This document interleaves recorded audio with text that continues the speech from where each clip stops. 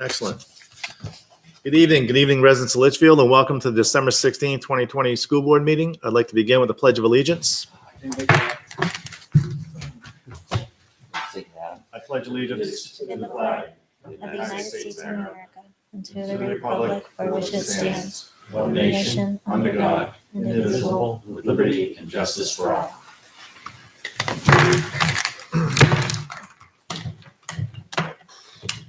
Do we have any revisions to the agenda? We do not.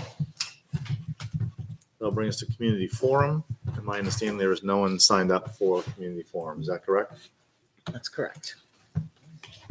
And we'll move on to summary of non-public actions from December 2nd, 2020. Mr. Myers made a motion to approve the non-public minutes of November 10th and November 18th, 2020. Mr. McDonald second, motion carried by roll call vote. Mr. Burke, yes. Mrs. Harrison, yes. Mr. McDonald, yes. Mr. Myers, yes. Mrs. Hirschberger, yes. And that will bring us to correspondence. We had quite a bit of correspondence over the last 2 weeks. The majority of them were in regards to reopening fully and having students back in schools on the 14th, which was Monday. Let's see, I have summarized the community input, and I'm compiling a list of the staff emails that we received showing their voicing their concern. So let's see. I'm sorry. Correspondence always comes up so fast in these meetings.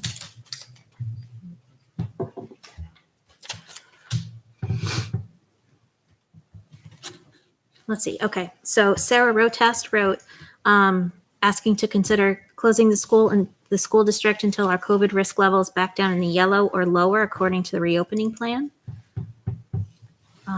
Faith Erdemir said that teachers and staff had done remarkable jobs making remote work complete. Remote was a 180, complete 180 from the spring. She had false hope that as numbers climbed, the schools would transition to hybrid or remote per the reopening plan. She said sports and tryouts and practices lend increased opportunities for exposure and transmission, and was disappointed that the district was not following the guidelines that were put out at the start of the school year. Teresa Greco wrote, according to the state of New Hampshire and Harvard maps and the district plan, red equals remote, and that returning to school puts students, teachers, and families at great risk right before the holidays. Jessica Philbrick noted reopening was a risk to health and safety of our students, staff, faculty, and families for 8 in-person days. She noted that remote learning was going very, very smoothly, and advocated to continue in remote instruction because it was a strong, more equitable, safer option. Tiffany McKinnon wrote, advocating for a remote instruction option for teachers when we are full remote. She said it allows education to continue while reducing the chance of spread between colleagues, and we have accountability for teachers who are working remotely. The admins are able to pop into their Google Meets and classrooms to ensure that valuable instruction is taking place. Jim Norton wrote on a different note. He wanted to thank the school board, and the district for working hard to present a responsible budget, and noted that continued cuts by the budget committee will cause a downward slide, taking away programs that benefit students and set us back as a district. And he encouraged everyone email the budget committee to encourage them to keep the budget as proposed by the schools. We had an email from Dorothy Beauregard that she asked to read out loud as public input. If you don't mind, I'll do that. Dear Dr. Jetty, although I no longer have students in the Litchfield school system, I'm writing to you as a concerned citizen. I served on the Litchfield School Board for 5 years, March 2004 to March 2009. I also served on various subcommittees before and after my tenure on the board. We had to make decisions for the education, health, and safety of our students. However, none of those decisions can compare to the ones that that must be made currently due to the enormity of the situation caused by the COVID-19 pandemic. I strongly urge you to continue remote learning in the district and not to return to in-person learning on Monday, December 14th. I've read the draft Litchfield School Board minutes of November 18th and December 2nd meetings. At the November 18th meeting, you stated the numbers are disturbing with regard to COVID updates. As of today, the numbers are worse. I believe your decision to go remote was the right one at that time. Based on the current situation, remote learning needs to continue. Mrs. Harrison commented that the board gave the power to the superintendent to make the decision as he has the data. Under the school board comment section of the December 2nd, 2020 draft minutes, Mr. Burke mentioned that there were many articles that state the best place for students is in front of teachers live, and the majority of the board agrees. I would agree that is true, except when it isn't. What do I mean? We are in the midst of a pandemic, one that is sickening and killing millions of people all over the globe. The United States is number one with over 15 million confirmed cases. Cases are increasing everywhere, every day at alarming rates. New Hampshire and its neighboring states are experiencing significant increases in their cases.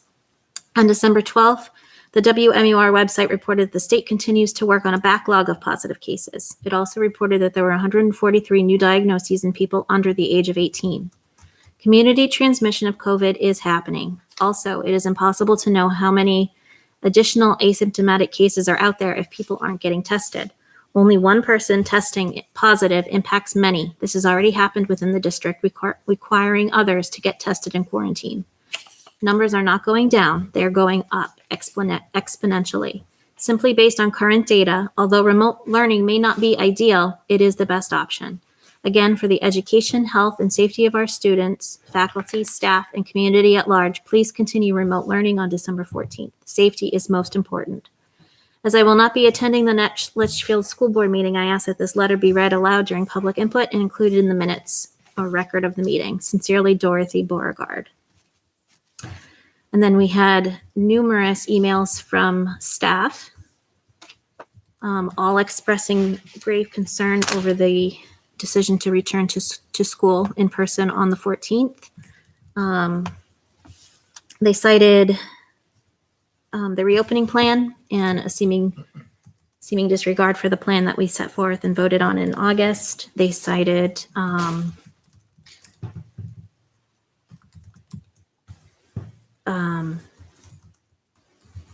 added anxiety. Sorry, I didn't do as thorough of a compilation of these, but the board has read all of the emails from staff members. So staff members who did write in support of not returning on December 14th due to safety concerns were Kathy McHugh, Patrick Keefe, Stacy Leary, Melissa Gerzone, Sue Seabrook, Heather Davis, Kathy Sidalow, Kate Seaver, Nathan Cooper, Lisa Smith, Beth Zingalis, Heather Stein, Marie Polychronopoulos, Catherine Schiffer, Elizabeth Anderson, and Carolyn Late, Wendy Langelier, Deborah Langton, and I already said Heather Stein. So that concludes correspondence. Thank you. If I can just, because I do think there's an important timing piece to point out that, Mhm. we had announced before Thanksgiving that we were going to close based on the numbers. And remember, the other key metric, there's no one metric in the report, right? There are several metrics. One of them is the Harvard numbers, which, by the way, are now the Brown numbers. Harvard sold it to Right. Brown, apparently. And the other metrics are the staffing. And really, the thing we were facing was our ability to staff the school safely with the number of positive cases that we had and quarantine staff. So those were key things that we were looking at. But we announced that it was a 2-week shutdown. Mhm. I came to the board on December 4th and said, we're going to open again. Our goal is to open back up. We projected forward on the staffing. That's what we intend to do. We announced that to the staff the following Wednesday and said we would be announcing it to the public on Thursday. We actually announced it to the public on Friday. And it was only after it was publicly announced that we got a flood of emails. And I just think that's really important to note that I didn't get contacted before. I didn't get grave concerns expressed before. It was only after we had publicly said, this is what we're doing, even though the information was out there. Only then did we get flooded with that email thing. And to me, it was too late to reverse at that point. That we had committed. I had explained the rationale. We had made a commitment and a bond with our families that we were going to be open on Monday. I really felt we needed to follow through on that. And, we do have some, you'll hear later, there are some continuing staffing struggles that we're having, but we are powering our way through it for the 8 days. And actually, I'm kind of glad that the Nor'easter decided to come tomorrow. I think it's actually kind of helpful to us. But I do think the board just wants to, timeline wise, keep that in mind, because I know you all got copied on those emails that were sent in. Were there any that I missed? Was I on all of them, or did you get any that, because I could only compile the ones that came my way too. So I'm pretty sure you were copied on all. I think I got all of them on that Okay. list. Yeah. thank you. I did find them very concerning, and they did affect me. They did, I recognize those anxieties are there, and I empathize, and I wish that,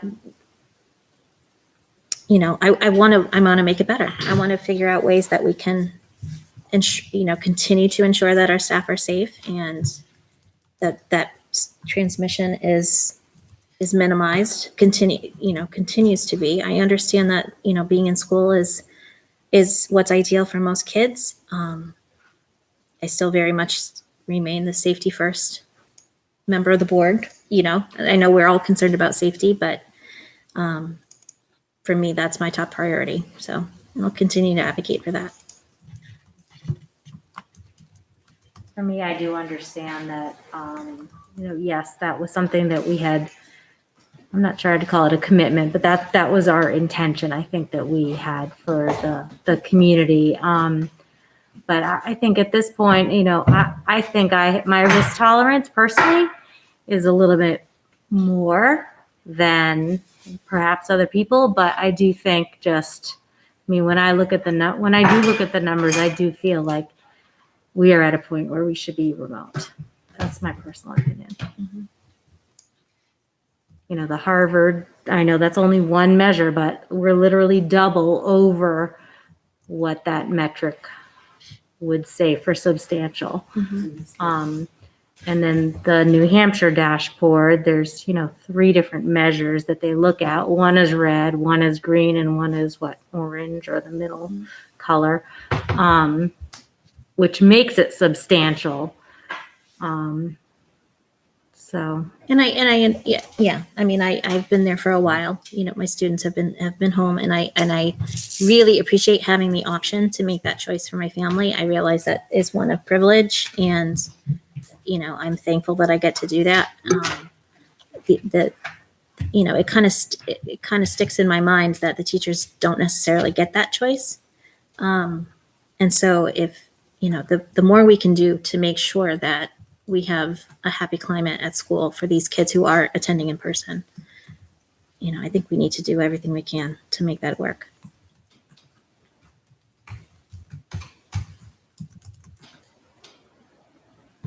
All right. That'll bring us to superintendent comments. All right, so the first comment is just regarding LMS. I think 4 out of 5 board members were able to take a brief tour of the new entryway at LMS.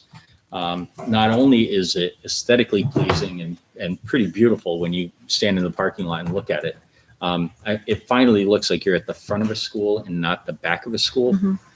It really, really has changed the profile and the kind of that public face of the building. So, and on top of that, it's provided the security update that we're looking for. So now there's a secure entryway. Students and the public during the day will be coming in. There'll be a locked vestibule where they'll be interacting. And I think it's exactly what the board was trying to achieve based on the safety audit that was done several years ago. And we've been able to deliver that project on time, if you would. I mean, our goal was to have it completed by this meeting so that we can sign off on the paperwork for state reimbursement. And Corey will talk about that later on, but it looks like we're going to be able to get that done. There's a little bit of, landscaping to do in the spring when we can plant grass and get trees and shrubs back in the ground and so forth. But the bulk of the work, the functionality is completed, and it really turned out nice. So that's a really nice update for everybody. The public should note a couple of things. If you go to LMS now, you'll be going in through the new center entrance. When you come in, there is a plexiglass, a very thick plexiglass window that you'll be interacting with the staff behind that. And so again, from a security angle, it's going to feel, not as open as it's been, but unfortunately, given what's happened in schools, that's kind of a necessary upgrade that we need to do. So I'll pause there. I don't know if any board members had any follow-up based on the tour that they wanted to bring up. Actually, just one thing I just thought of when you were talking about how they're going to interact with the public. So I know at CHS, I believe the first window in, is there not like a little opening as far as where the person can speak? Open it up. Great question. So this one does not have that opening. Right. And what they've told us is that the way the window is constructed, the sound actually moves around the glass. And so between the shield, you'll notice there's a small little gap between the opening window and then up over the top. So there's not a need to have a I think it's even speaker hole. on the sides of the frame as well. Like there's enough gap to be able to speak clearly and people can hear you. We've asked the folks in the office, and they say they can hear okay. Okay. So if it turns out, we had a conversation about this, that if it turns out that there are difficulties hearing, we can always talk about installing a little mini intercom system or something that will take care of that. But right now, what we were told is that the design of the window is both security and allowing voice to transmit. I didn't think of it when we were just there, but then I was just, when you mentioned, I think, okay, CHS has a little area. All right. Second thing is just on Alice. So we have done the Alice training for our staff because of the change in the electrical outage, right? So Eversource is going to shut the power off last Monday, I think. I've lost track of the days. And we were going to provide the opportunity for staff to complete that training. Staff will now have the opportunity to get the training done tomorrow as part of the remote snow day. So, it will be done. Corey has run a list and is communicating with the administrators what our Alice training percentage is. And so we'll stay on top of that, but I just want the board to know, because I think we said at the last meeting, the intent was to do that on the power outage day, which then got postponed. So we're currently 129 out of 284 people who are signed up have taken it. We have 300 available licenses in the system. So there is some room if we get some additional employees that need to take it. The target that we're looking at is 75%. Last year, I think we hit 97, which is great. So that information is out there. I can download a report from the portal.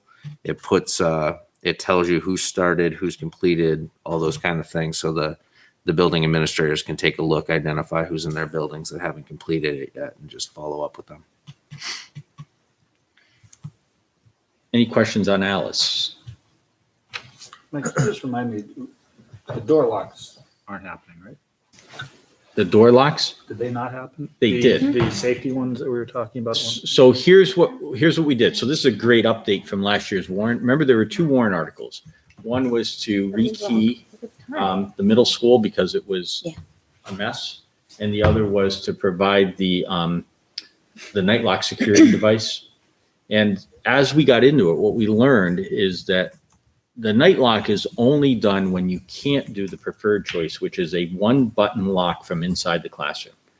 So if your classroom door has a button you can push or a butterfly you can switch with one motion and lock the door, that's okay. You don't have to then have the night lock. The night lock is only when that's not available, and then you have to have the drop and secure method.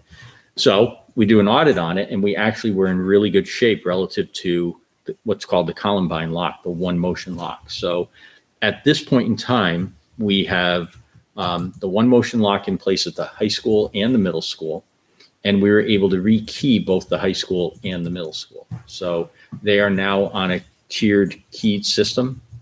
And then Corey, where are we, and we may have to get back to you on this, but where are we with Griffin and the one-touch locking system? Have we finished that audit? Do you know? I am not 100% sure. I'd have to follow up with Dave or Joe to see where that's going, but they've had other tasks. Yeah. That they've been on top of. Let's get back to you on that because we want to make sure teachers at Griffin, we're not going to rekey Griffin at this point. But they still need to be able to secure it with one touch. So we'll make sure that we get you an update on where we are with that project. We did rekey the exterior doors at Griffin. So they're on the tiered master key system. And, Michelle, by the way, has done a phenomenal job of tracking keys. And, this is one of those things like you don't even know what keys are out there necessarily over a period of time. And now we've got a really good handle on who has which key and where they all are. And it's tiered in a way that is just so logical to make sure that people have access to what they need. So, but Rob, so the last piece is, can every teacher at Griffin do a one-touch lock? And we'll get back to you on that. Thank you. The next thing I wanted to talk about is the policy BHC, which is the board employee relationship policy. And actually this is about board employee communication specifically.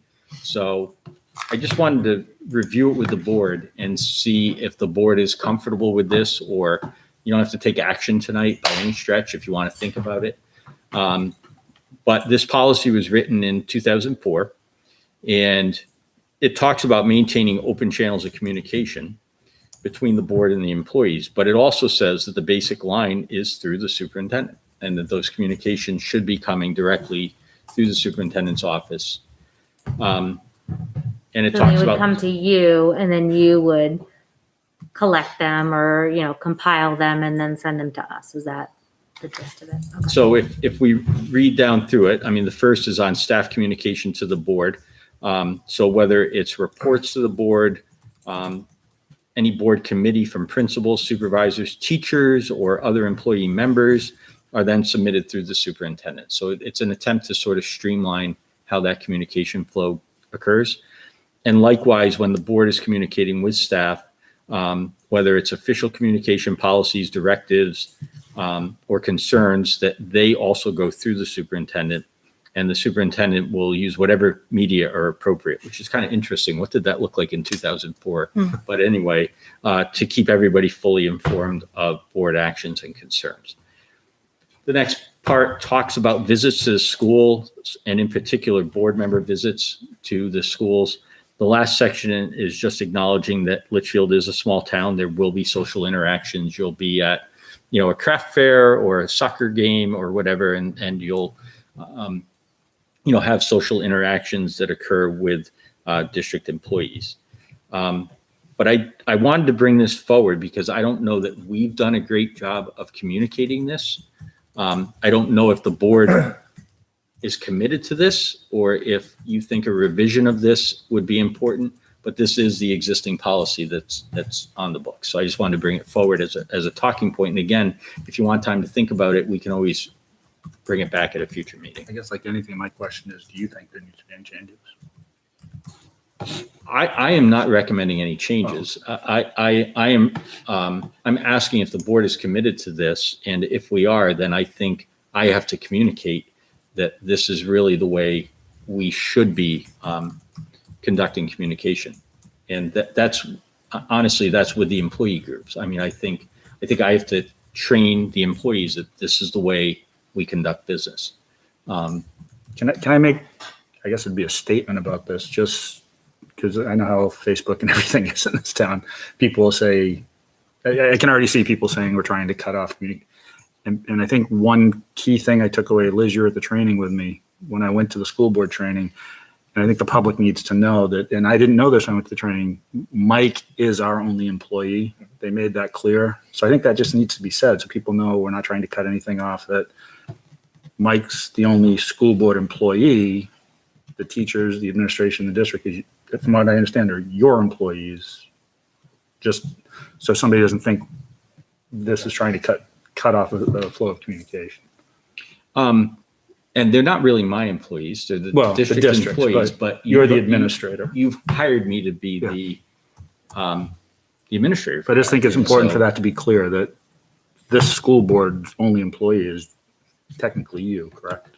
That's, So the only thing that I was thinking in going through this, and I don't know if it belongs in here or not, but even now, like going down the funnel a little bit more, that communication from the board to the superintendent should go through the chair of the board. I thought we always did that. Right, but it doesn't state anything. And I don't know if it belongs in this policy or not, but I think it would, where the board is then going to communicate with the superintendent. Or would that be in our bylaws? That would be in another policy. It would be in board superintendent relation. Yeah. I think. I can check on that though. I know it won't surprise you, but I have I have issues with this. I mean, I ran for and joined the school board and was elected to the school board because my dedication to communication, and I think it's important that we listen to staff. And I think sending communication through the superintendent and through the chair, it does have an impact on the filter with which we receive information. So I don't understand what you're saying. I'm sorry.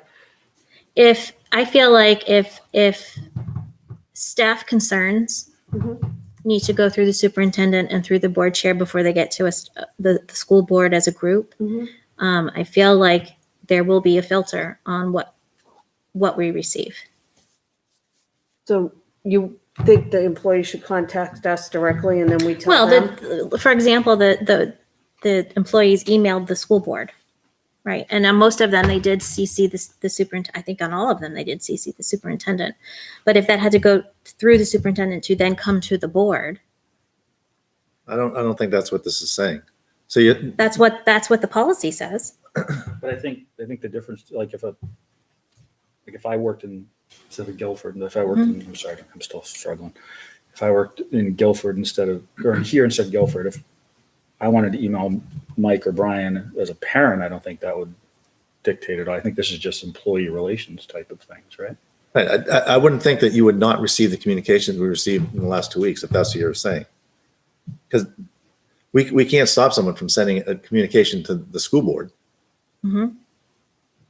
That's part of what I was wondering too. Like That's if what they this wanted, policy says.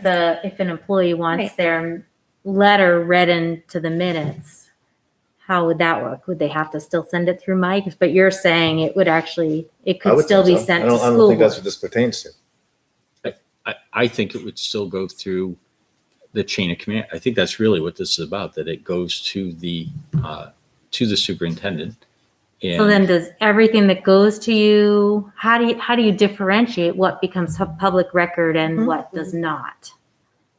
For the in that most, case. for the most part, I think it would end up coming forward to the board. I think there could be something that was potentially the types of reasons why you would do it in non-public. So, somebody's character, for example, that you could then hold that for non-public, but you have the ability to filter it, which you don't. There was somebody who was surprised that we compiled all this and had to report it publicly. And I'm like, but it's communication with the board. It has to be reported publicly because it was sent to the board, and the board's a public government entity, right? So, Michelle's really good about saying, I need that. We got to get it in there. So, the way to allow it not to be publicly disclosed is to come through the superintendent. And then you have the ability to say, okay, on this one, it's could be seen as taking a swipe at somebody's character, for example, or disclosing some private information. And you could then do it in non-public under that RSA. And we're talking staff, we're not talking the public. This is employees. This policy is about board employee communication. So it's really, If I could just interject a little bit. I remember when the policy was, I had just come into the district and I was sitting with Superintendent Hamblett at the time. And because I had a question on the policy and there was a question on the board level. This policy basically was, for staff communications is put in place so that staff don't supersede the chain of command and go right to the board, because they shouldn't. The board should never be surprised, and the board doesn't like to be surprised, and the superintendent should always be in the loop. Mhm. You know, I mean, if there's something questionable the superintendent doesn't think should come before the board, that's his discretion.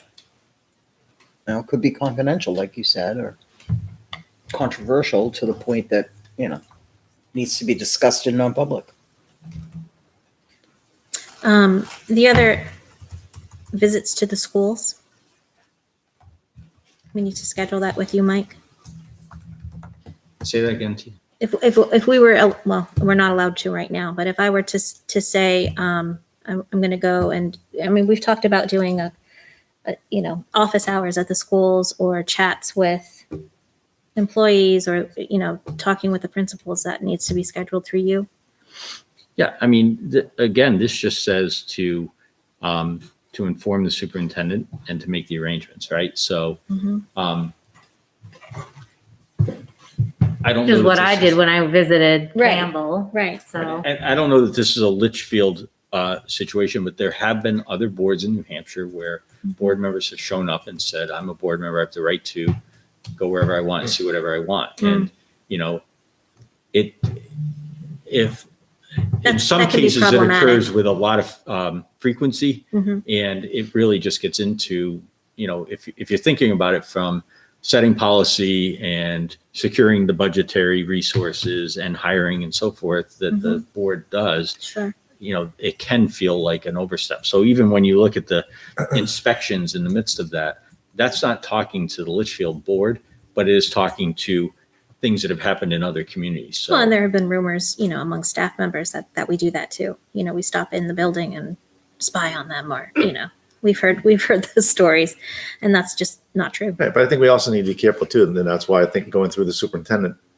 and the whole purpose, I would think a part of this is that if you're going there by yourself, you're not representing the board. Exactly. Unless you're directed by the board as far as why you're going there. And I Well- think sometimes that there may be teachers or even principals Mhm. or assistant principals or whoever that may be a little bit intimidated the fact that, oh, this is a board member, so I have to give them some information type thing. Mm. And that so. yeah, if you read that other part for supervisory or administrative purposes, I mean, if a board member showed up in a teacher's classroom and said, as a board member, I have the right to be here and I'm going to take notes, No. right? Right. But that's not happened in acceptable. other communities. Yeah. And I think the intent of, happened to you? okay, previous years. Wasn't me. Previously, way, Okay. yeah. But I think the intent of this is that that's really beyond the board, prerogative to Right. take care of. 30,000 foot Well, view. that also goes to when we have vendors at schools doing construction work, like Mhm. roofing. And Brian might remember this. A board member went and literally interrupted that vendor without Mm. any permission, letting anybody know he was going, and the vendor almost quit. Mm. So it was a bad situation, and we went over this policy purposely to make people understand that, you have I to let always somebody took know it- when you're there. I always took it as Mike's job is to be in the school and be with the teachers, and we're here to help give you direction. Like I don't know. That's how I always thought our job was. I would never go into a teacher's classroom and observe or No, anything. no, Or even- and I don't think no. Well, I don't think anybody's as a parent, I like to go in and out of the school, which I wear a different hat and I announce myself, but I just never thought of it to go in.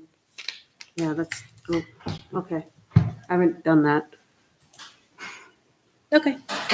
Should we update it or should we reapprove it? It's been 16 years or, I'm gonna be bringing policy forward, hopefully, to the first of the year. Like I did, but when I started with the chapter A, I'd like to start bringing some more, have you guys reapprove them again, but whatever you want to do is up to you. And to Brian's question and Michelle's point, there are several kind of interrelated pieces. Mhm.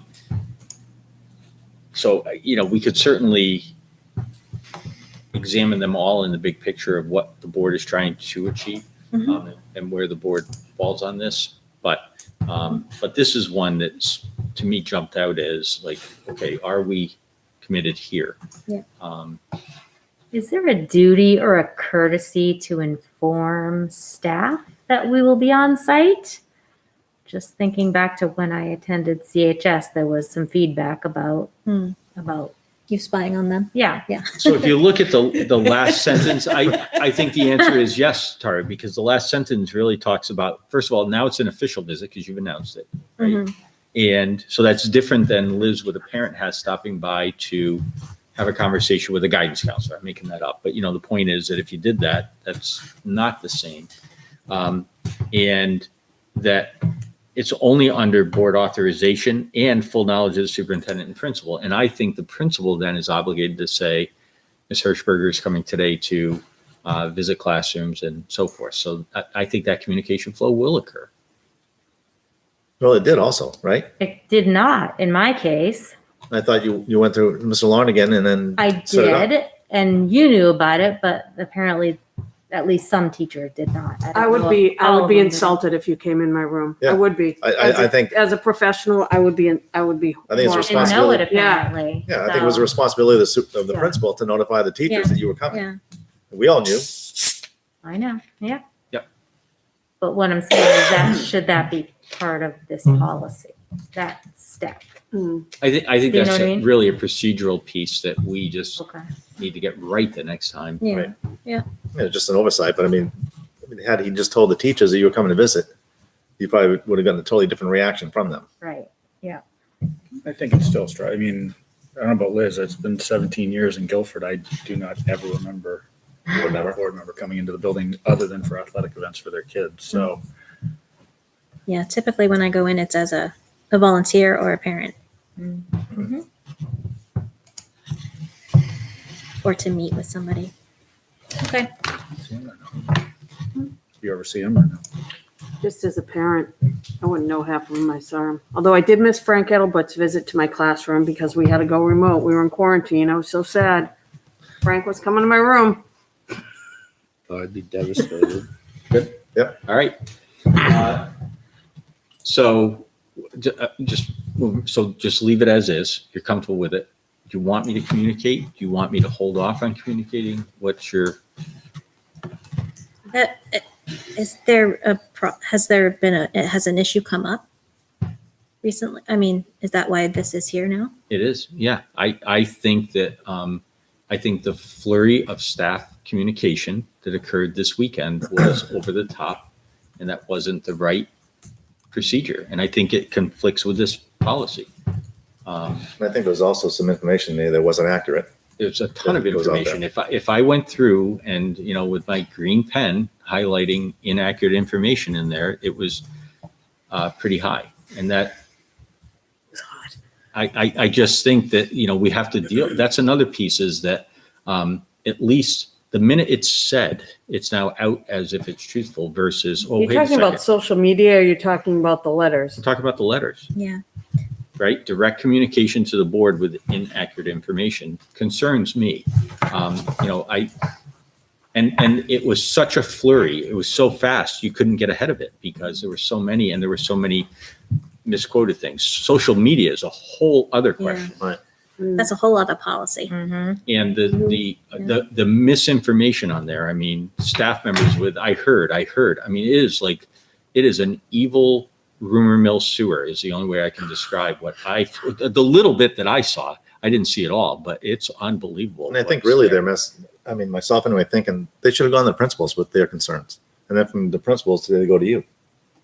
The minute a teacher puts something online, people take it as truth. And not that they think it's not true, they think it's really happening. And unless we question it to the principals, any of the things you saw on there, do you know what I'm saying? And I'll be honest, I talked with our administrative team. They've given up on social media. They don't have the time or capacity to monitor what's out there because they're just too overwhelmed in the middle of this that they're not even aware of half of what is out there. And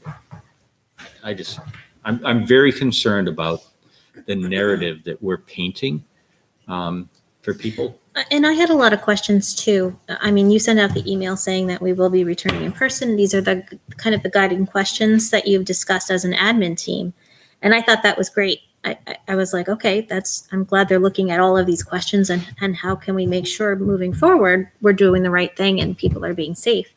But as I read through those emails, I didn't have the answers to those questions. You know, like you said, the misinformation and kind of the assumptions that things were or weren't happening to keep people safe. Like what I craved was kind of this is how we answered those questions, right? So these are the things that we have been a little bit lax. This is what we're firming up. This is right. That kind of information would have been helpful to me to say, okay, yeah, I'm comfortable with this decision. And maybe the staff was, you know, But I don't was know looking how for we that know too. when they were cleaning or how anyone knows unless we call Corey. Like there's a lot of cleaning stuff that I well, that's what I question. mean. If, you know, Yeah. if they had, if those questions are out there, I think it's important to get those answers out there. And But again, don't you think if they went to their administrator, they'd get the answer? Right. So I can tell you, the high school took those 4 questions and made a Google Doc and had people answer them. And so now you have I mean, that's the beauty of the Google, right? Yeah. You're collaborating on answering these. But I will tell you, Dave Ross, as the custodial supervisor, was watching it get answered live, Yep. going, that's not true. That's not true. This is a lie. This What is on- not happening. On social And media. so he's coming unglued, and I'm saying, Dave, Oh. hang on. yeah, It's perception. right. We got to work Right. on it. Uh-huh. But, you know, he was flabbergasted at how He was insulted. quick people were to slam the hard work of his staff. They're really working very hard. And it's hard. I mean, I think like this whole year, emotions are high and people are very wound very tightly, and it's a very insecure thing. People are, you know, anxious and concerned, and not having that information, like, you know, it's easy to jump conclusions and say, well, this wasn't done, and you know, this isn't what we're doing, without having that information.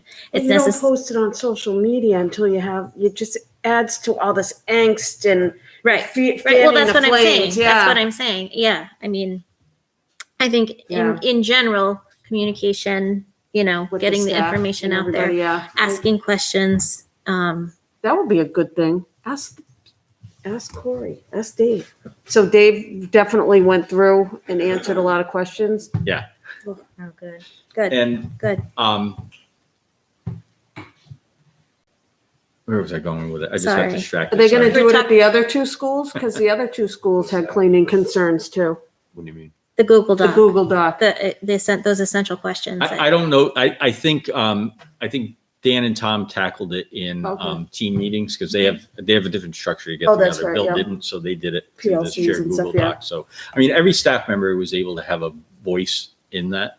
It's important. And it was important. And we, you know, I said it to the board, that's the way we operate. We really are trying to get that Yeah. voice out there.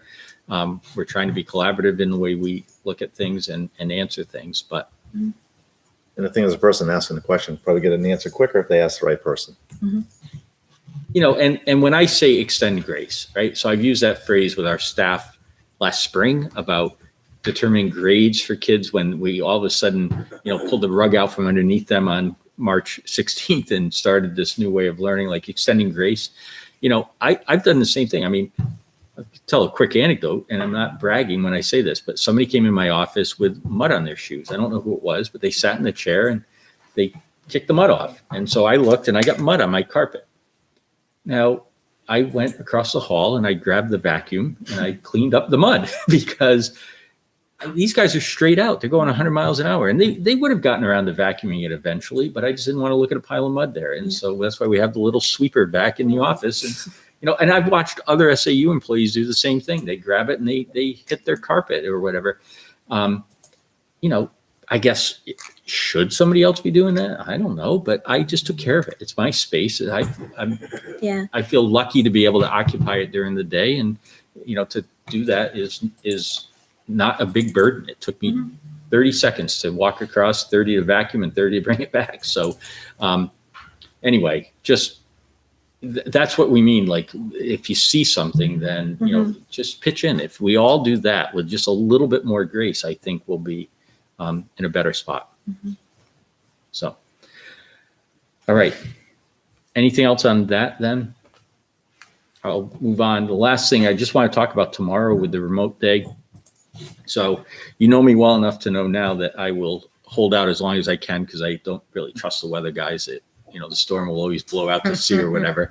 But on this one, we're looking at some tight staffing for tomorrow at Griffin and also at the middle school. And then on top of it, the timing of this storm, I mean, when they were upping the amount of snow we were going to get, it went from 3 to 6 inches to 5 to 10 in one forecast. I just thought giving parents and staff enough heads up so they can do it successfully made sense. So I emailed the staff at, 7:45 this morning to say, hey, this is what we're going to do for tomorrow. And we're going to pivot to the remote learning day. We communicated that out to staff later in the afternoon, or right at noon, I think it was. I will tell you, there was quite a little bit of a push from other states and districts where, hey, it's the first snow of the year. Just give the kids a good old fashioned snow Saw day. Get that them away today. from the We screen. still need to give one snow day. I'm going to hold firm on that. We need a snow day. We'll do Maybe it. not tomorrow, but we need at least one snow day. But this isn't our first storm either. It's our second. We need a snow day. Well, and You're gonna have a snow day tomorrow. It's gonna snow. Governor I'm gonna be- Sununu tweeted out, the same thing. He tweeted, like, give the kids a snow day, let them enjoy it. So I mean, that's been heard. Now, in talking with a few staff members, I'm like, incorporate the snow into your lessons for the day. Have the kids measuring, have the kids looking at, Shovel their parents' Yeah, how about- driveway. yeah, and instruct all the front gym and- teachers, tell the kids to get out there and shovel. Exactly. so I think there They are will be ways. exercising these muscles. There is still, I still think we need a snow day if it's in February, just one day for mental health. We will see. We'll do our best. I do think, you take efforts like this and it's all forgotten in June, but when Right. we're out on No. June 17th this year, That's what my husband was saying. We'll be happy in June. we'll be happy in June. And So, warm. all right. And those were my comments, unless the board had anything for me. All right, that'll bring us to school board comments. I have just a quick thing. During the 2 weeks that we were home after Thanksgiving, which I think was the right call at the time, it was there was a noticeable change in the remote instruction. Like I said, I've had one at home. I've had both of them at home now since before Thanksgiving, but it was very different for me to kind of listen in on their classes and see the engagement and the direct instruction from when we were all remote to when we were not all remote, when teachers were doing synchronous learning. And one thing that I noticed is that when we were all remote, the remote schedule, I don't know how it just happened. I don't know if it just worked out this way for my kids, but they ended up having an hour-long break in the middle of the day. It was the increased planning time plus their lunch period. And that made a world of difference in their attitude at remote learning. When everybody is in school, I understand the necessity of having different lunch periods and things. But having that break in the middle of the day, just, they were like, I'm on break right now. And then they went right back to work and finished their day out. And it just made it much more manageable than being in back-to-back classes. It's like a built-in recess. With a 20, yeah, exactly. With a DMS, 20-minute like, break. Half hour recess, then lunch, and then go back. Yeah. And then one thing that I found was going back and forth. So being remote and then going back in and then being remote again tomorrow, changing those schedules every day. I cannot keep track of whenever anybody had, that is very difficult for the kids who are full-time remote. And I know we've had some more kids be transitioned to remote right now, but that's really, I just want the board to keep that in the back, and the administration keep that in the back of their minds, that, all the glitches that we had with remote learning, it's been a huge success, and my kids have been doing really well. The teachers are really, really doing a fantastic job. I think having a schedule helps. It's a night and day from the spring. But the kids who are remote have those things all the time and have since the beginning of the year. And they have been the most flexible and the most patient, so the more kind of, I don't know, the more engaged and the more part of the community that those remote learners can feel, I think the better off they will be in the long run. there was definitely a different tone this week when everybody else was back at school. And, they were waiting for instructions again. And, it's just a very different, it was just a different shift. But one of the things I talked to Mike about too, and hopefully it's going to get rectified if we do end up going another period of remote time, Mm-hmm.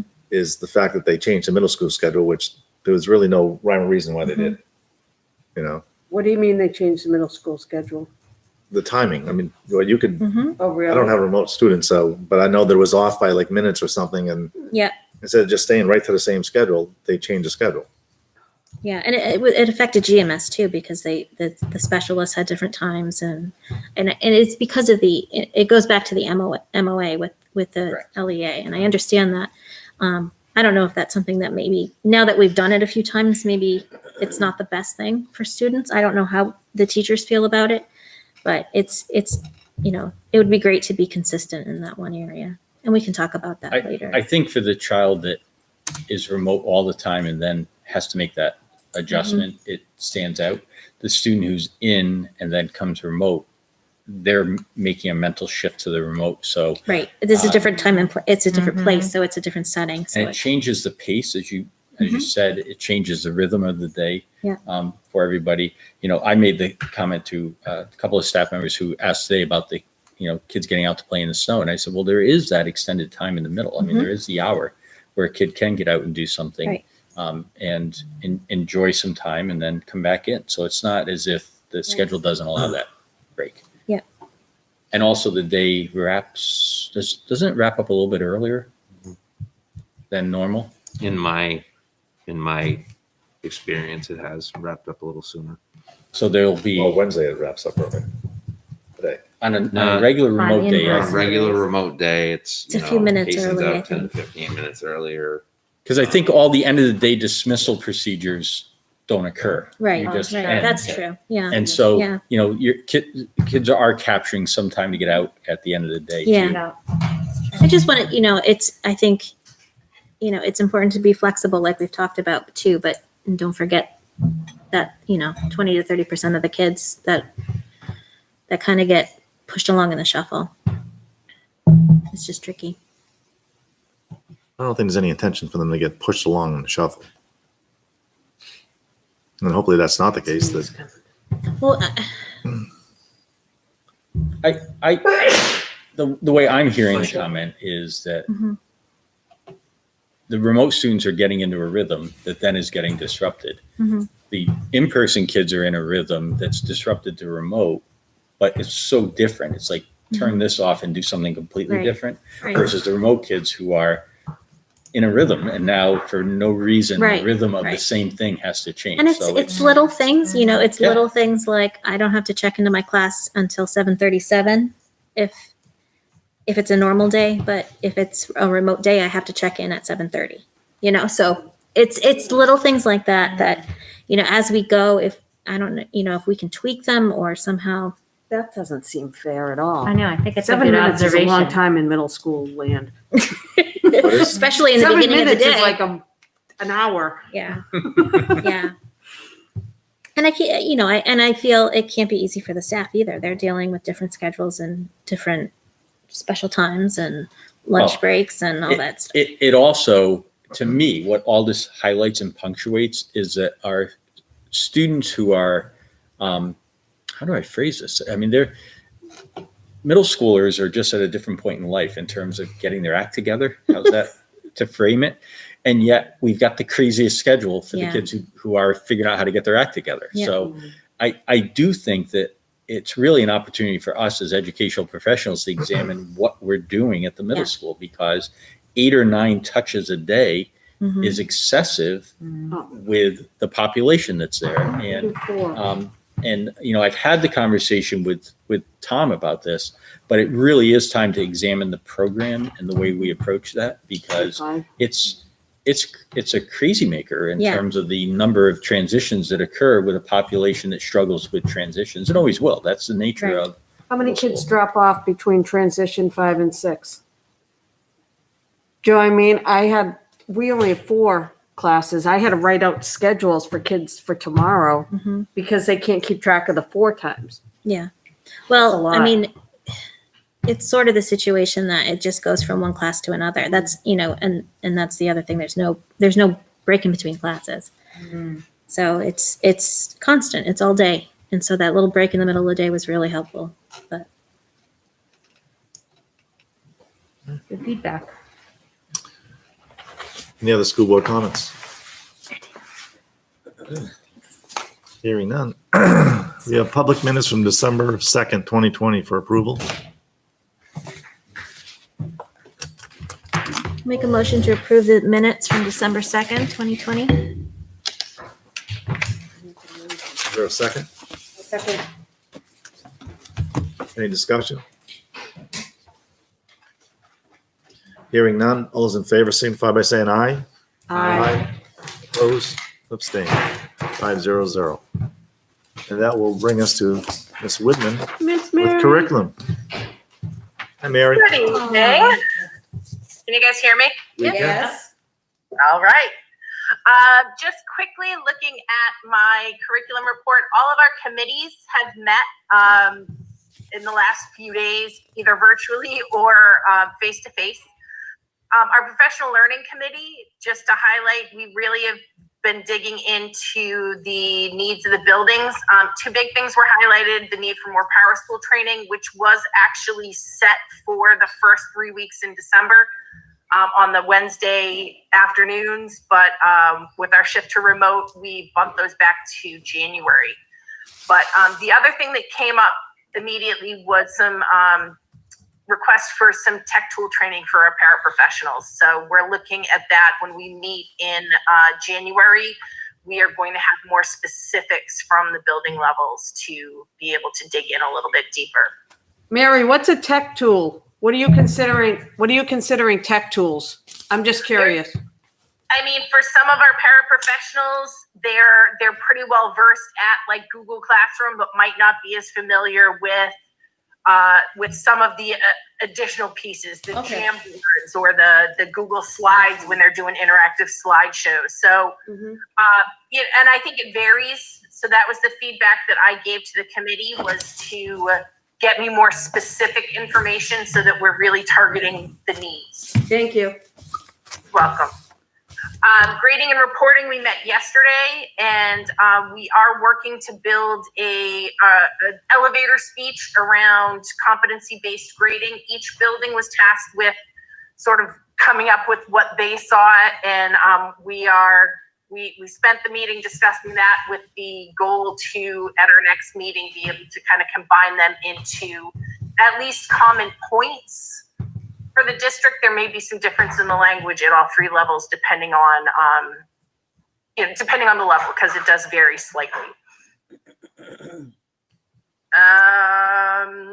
I got to switch screens. And just a quick update on assessment. All of our students in grades 4 through 8 took the SAS interims to replace last spring's testing. 9 through 11 took the PSATs, and our 12th graders took the SATs.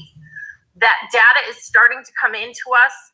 It has been, we've decided that at this point, we are not going to put out reports across the board, because there were some glitches in the testing at the state level, as well as some glitches in our own setup. So we are not going to issue those reports, especially for the SAS across the district. But if there are parents that are interested, just to reach out to the building principals. That will be going out in the building blurbs. I just wanted to mention it here first. Any questions on those things? Nope. All right. So next up, we have new courses. As always, before the program of studies comes through, the high school does bring any new proposed courses to myself, and I sit with their admin team, and then we bring them to PERC. So what you have in front of you are 5 courses and a name change. And this is actually, we'll start with the name change. The PE name change We are looking to change lifetime fitness to functional training. The curriculum itself wouldn't change, but it fits into the naming cycle of their other courses. So they wanted to just make that change in terms of the name in the program of studies. I don't know if you guys want to take them one at a time or full group. I have a question about AP Physics. Isn't that what the budget committee just cut? They cut the books. Didn't they cut the books? Yeah. So I I had think the books are the course. I had a conversation with Bill, and what his intent is to run AP Chemistry next year as a second year. So Joanne's teaching AP Chem this year. His feeling is, okay, right out of teaching that course, right out of your first time getting data, do it again so that you can tweak and adjust and improve on it. And then go into an every other year cycle with AP Physics. So in other words, we're trying to get the course approved and on the books, but it wouldn't be offered until a year from now for the following year. And then the AP Biology will be alternating with AP Environmental. Yep. So you'll have the sort of two life science courses alternating and the two physical sciences, chemistry and physics alternating. So I thought we just adjusted that so they will be alternating. Yes. One will be alternating and the others. So there'll be two offered each year, Right. but it will be the two alternations. So I think Because we offered bio and chemistry this year. So we can get them on a cycle of being every other year. Right. correct. Right. So physics has already been approved. No, No, we have and that's to, not by the board. The AP Physics is a new course that we are looking to add. It did go through PERC, but it needs to be approved by the board.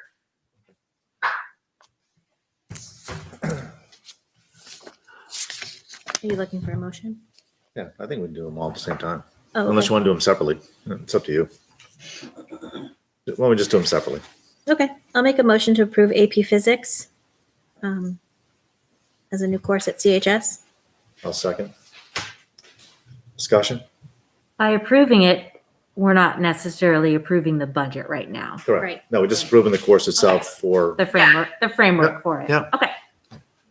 With all of these, it's approval for inclusion in the program of studies. That does not necessarily mean that all of these courses will even run next year, like Yeah. with Right. the AP Physics and a couple others that I'll talk about as well. you might have just 4 kids to sign up for it so they don't run it, or you may find that the cost is not prohibitive so that we won't approve it in the budget. Well, one of the other pieces too is that we had a lot of discussion in preparation for the program of studies to get a real solid rotation with a lot of these elective courses too. You'll see in with the music electives, with the social studies specifically, because there are a lot of electives that show up there, but when we open them for every year, we run into issues with low enrollment across many of them. So I met with Jody and Bill, and we spent a lot of time working on a rotation for all of those areas where there are a lot of elective courses. All right, so we have a motion and a second. Further discussion? Hearing none. All those in favor signify by saying aye. Aye. Opposed, abstain, 5-0-0. All right. Do we need a vote on the PE name change? I don't think so. Yeah, I think we do. It's the last one. Yeah, I'll make a motion to approve the name change for PE to functional training. It's the What's the- name of lifetime fitness to functional To training in functional the training. Thanks, curriculum. Liz. Is there a second? I'll second. Further discussion? I just personally like the other name better. It's easier and more attractive, I think, but I don't, okay, there must be a reason. I guess it's to consolidate. It has to do with what they're actually doing in the course. It's some of our actual 9th grade PE would be more appropriately named Lifetime Fitness because it's teaching fitness basics. whereas this is a more advanced Training. muscle movement piece. So Oh, okay. It's the weight room, Tara. It's the, Ah. what do they call it? The Cougar Iron Den or the Iron Room or Good whatever they iron? call it. I don't know. Okay. All right, so we have a motion, Whatever he wants. motion and a second. Further discussion? Hearing none, all's in favor signify by saying aye. Aye. Okay. Oppose, abstain. all right. So then we have I'm gonna do the individuals first, and then the two cyber kind of go together. So we have Piano 2, which was proposed as a continuation of Piano 1 that we added this year. How many kids are taking Piano 1 or have taken? I don't know off the top of my head. I know that their initial enrollment numbers were quite high, Okay. but I don't know because there has been, I believe, some juggling with schedules because of staffing.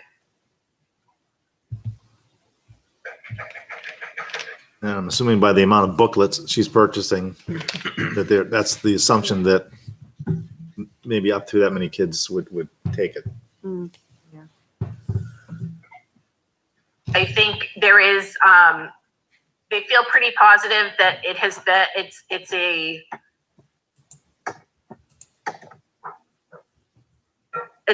a good addition because of the number of kids that have signed up originally and expressed interest in the idea of taking piano as a bass music course. So, but one of the other things we did talk about was, what does this mean for some of the other arts courses that are not able to run right now? And what do we do with those in the program of studies? So All right, I'll make a motion to approve Piano 2. A second. Further discussion? Hearing none, all's in favor signify by saying aye. Aye. Aye. Opposed, abstain. 500. okay, next up we have World War II. That is a course that is coming from our social studies department. Specifically, it was proposed by Noah Benoit. And I believe my understanding is that his goal was to have some, we already have the Vietnam course that's more in-depth, but to take this as another option for kids to take as an elective that really digs deeper into the conflict itself. One of the conversations that came up at the building level was the need for us to, like I said, work on a rotation with possibly alternating World War II and Vietnam every other year, along with some of the others that haven't run in a few years, and we need to do some weeding out with some of those elective courses. But that is the proposal. Any questions? Nope. I'll make a motion to approve World War II as a proposed course of program of studies for CHS. Second. Further discussion?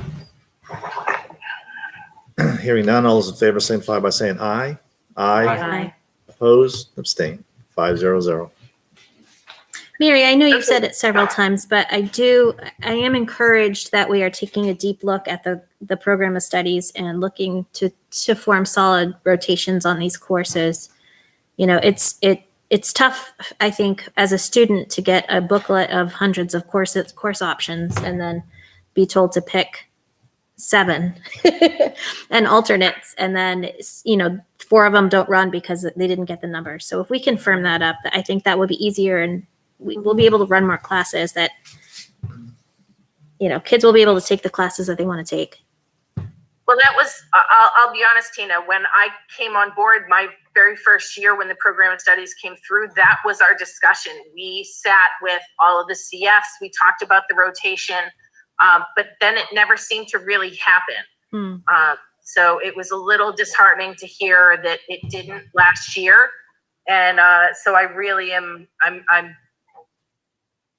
that was a lot of the conversation we had about, if we're going to continue to move courses forward, there has to be something on the other end that, helps kids to be able to focus a little bit more on what they want to take. Sounds good. Thanks, Mary. So the other series of courses,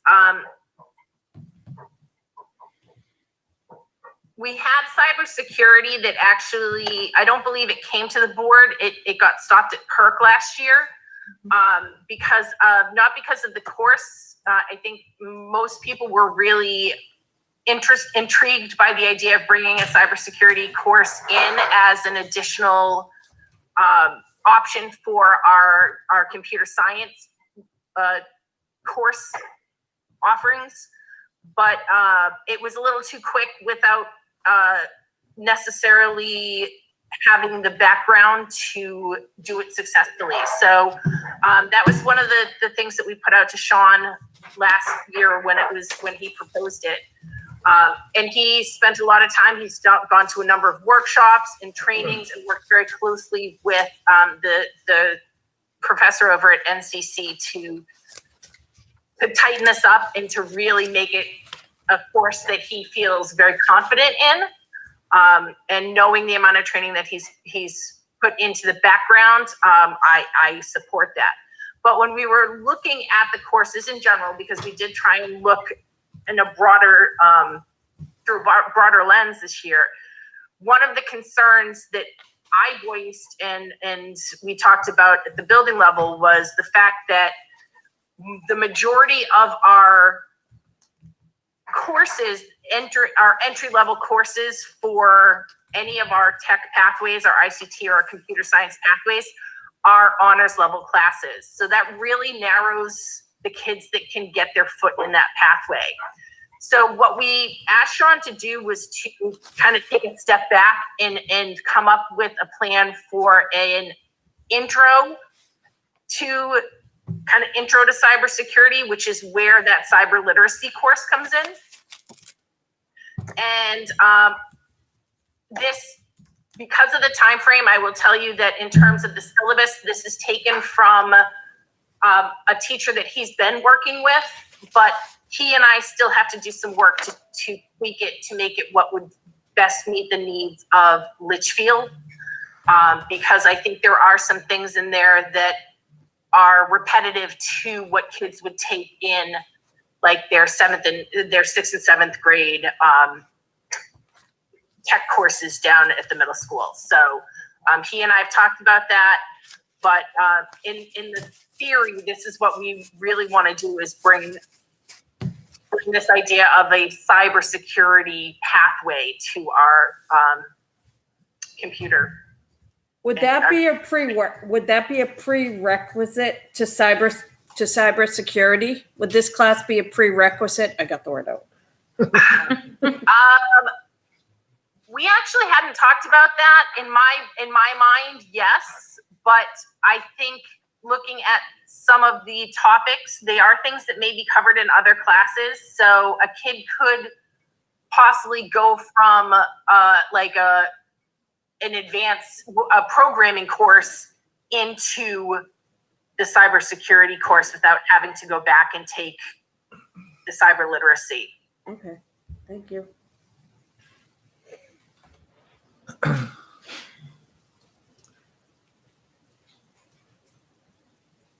I'll make a motion to add cyber literacy and cybersecurity to the courses of study for the high school.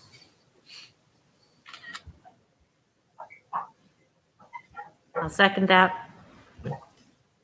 Further discussion? Hearing none, all those in favor signify by saying aye. Aye. Opposed, abstain.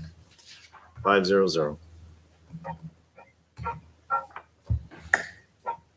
All right, very good. So at this point, the last thing that I want to talk about is just to give an update on Remote 2.0. So I'm going to share my screen. Can I do that? Is that going to work in there? Mary, let me do this. I will open it. It'll be on the big screen in the room, and you just know that everybody will see it that way. Because then I think otherwise it splits the screen and it just gets smaller. So All right. bear with me.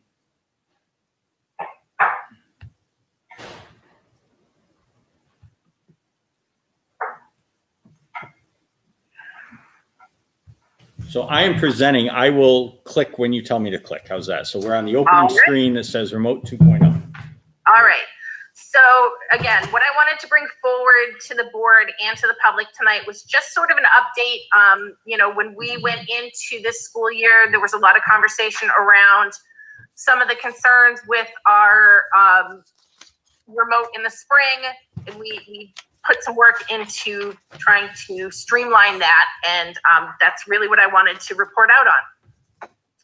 So just to give a little background, Mike, click. We have the plan, which brings us to the instructional subcommittee. So what you have linked here in this slide are during the task force in the summer, our instructional subcommittee spent the majority of our time looking at really creating guidelines for teachers with both face-to-face and in-person instruction, as well as fully remote, whether whole building or district-wide instruction. And we also put in some suggestions in terms of Google Classroom, some guidelines to help build some commonality in the Google Classroom setup. The other thing that subcommittee spent a lot of time creating were parent and student guidelines, things that we all can refer back to that really answer some of those unanswered questions that there were in the spring.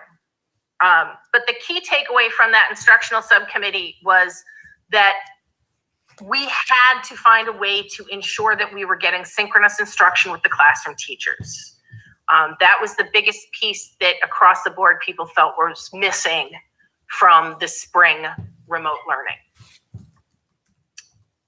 Next slide. So this is the things we did to prepare. Next slide. To say that there was a lot to be done is definitely an understatement. But the things that we addressed, first of all, we knew that the synchronous instruction with 2 platforms, having kids in the classroom with you and on a screen, was going to be brand new to everybody. We did some training on opening days. We really built that team time into the beginning of the school year before the kids came back to allow teams to model and practice. And most importantly, we asked everybody to practice grace, because there were a lot of trials and tribulations as we were working through. But again, the work was being put in. The teachers were working their butts off to really make sure that they were finding ways to make this work. The other thing that we knew was that tech training was needed. Jason and I met with a lot of the teams to train on tools, different things that is in different buildings maybe were not being utilized quite as much in the face-to-face, but really would be helpful in the remote setting.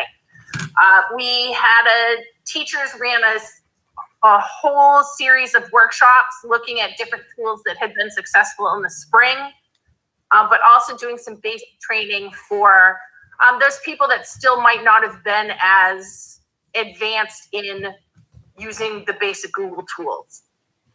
We also have a much more detailed IT help page and remote site that has a lot of video step-by-step to help with the teachers as they're trying new things. Next slide.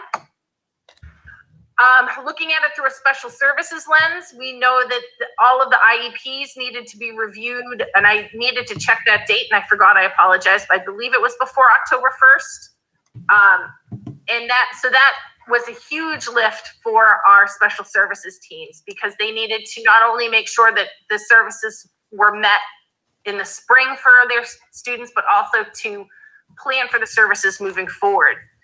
And then one of the other pieces that we heard over and over was finding the time, and through our meetings and with the help of the board, we were able to add that extended block of time for team collaboration and planning on Wednesdays, just to give a little background. Next slide. So talk about the execution of this. Next slide. A couple things that we had talked about in our instructional subcommittee that I wanted to highlight. Clear schedules and expectations. That was one of the things that we talked at length about, that the more specific and intentional we can be with kids, the more successful they're going to be. So what I've done is I've included a couple examples here. What you're looking at is Inga Michaelitz, her Nick. I totally messed that name. I'm sorry. Inga Mick. That's what I call it. So one of the things that jumped out at me when I was, I poke around at the Google Classrooms every now and then. Her directions to her students are very clear. This is where you need to be at this time. This is the work that you need to have for the day. This is when I'm going to see you to come back into our team meet.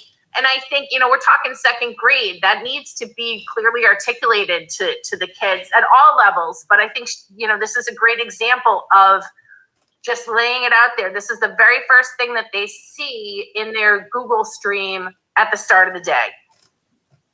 Next slide. So the next example is actually from one of our new teachers. And looking at our high school, I think we often make assumptions that the older kids can just jump in and do it.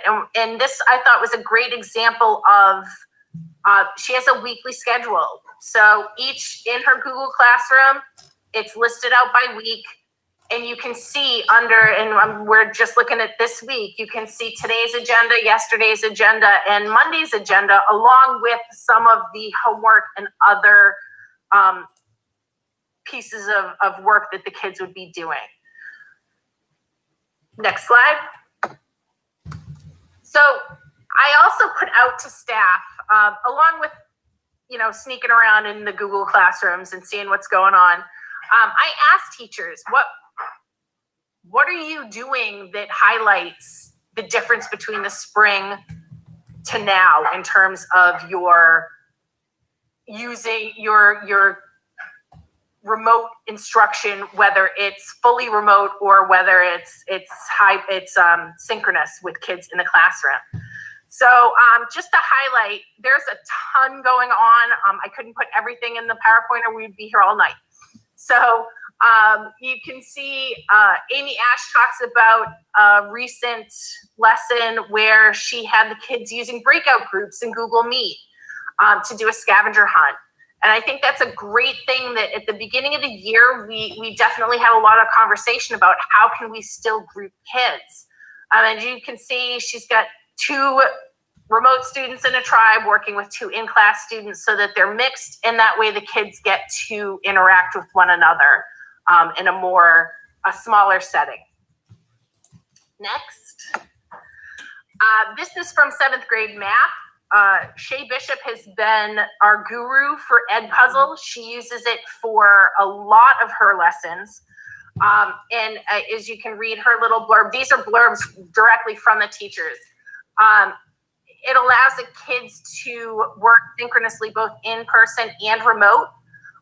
But at the same time, if a kid's absent, they still have the option to jump in and do it. And the thing that, and I did link it in here so you can watch it. This is actually Shay. If you click the video, I don't know if you can do it, Mike. Does it? Can you click the solving 2-step inequalities? Hey guys, 4.4 solving 2-step inequalities part 1. It's her voice. So we're gonna start off here with the picture that we have. So it's a great tech tool that the teacher actually can use and talk right through the lesson for the kids. So definitely Edpuzzle is one that we have found to be very helpful, and the teachers are really jumping into it, buying into that. Next slide. We have a couple other, just some great use of, and I've linked everything in here so we don't have to go through all of it, but looking at 8th grade social studies with Mr. Gaumont, this is, like you said, typically it's a station rotation kind of setup, but what he's had to do is make it digital. So he not only provides the digital stations, but also the graphic organizers, a video review that he uses with Flipgrid, I believe, and really sets it up so that the kids are using those tech tools. They're collaborating together. They're working in groups on them. And then they have a formative assessment so that they can see, how did they do along the way. Next slide. And this coming up from Noah Benoit was a lot of the things that teachers are starting to find are not necessarily on purpose because they're looking for that particular piece or they've had a training in it.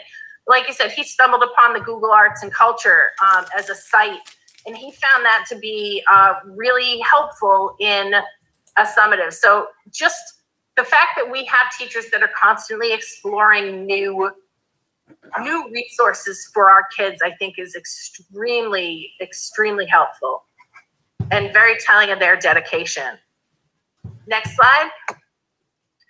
So I wanted to talk a little bit about student support as well, because we know, we heard it a lot in the spring that how are we going to really embrace this, the social emotional learning, and how are we going to fill the gaps, and how are we going to make sure that our kids are whether they're remote or in person or back and forth, that they're healthy, both physically as well as mentally. And so just a couple of things. CHS guidance, they shared this with me that they're doing some parent information sessions in the next January and February. Looks like they're doing one a week, dealing with different social, emotional, and mental health topics.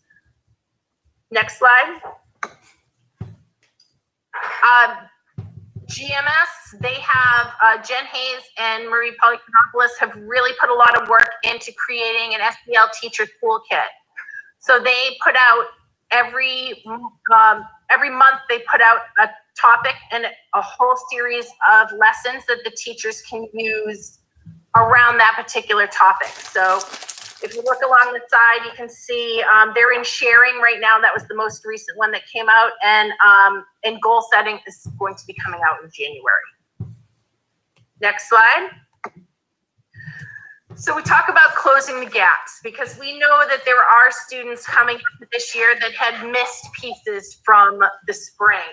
So one of the very first messages that came from me, and I continue to try and stress this with teachers, is we know that the curriculum is not going to be covered in the same way.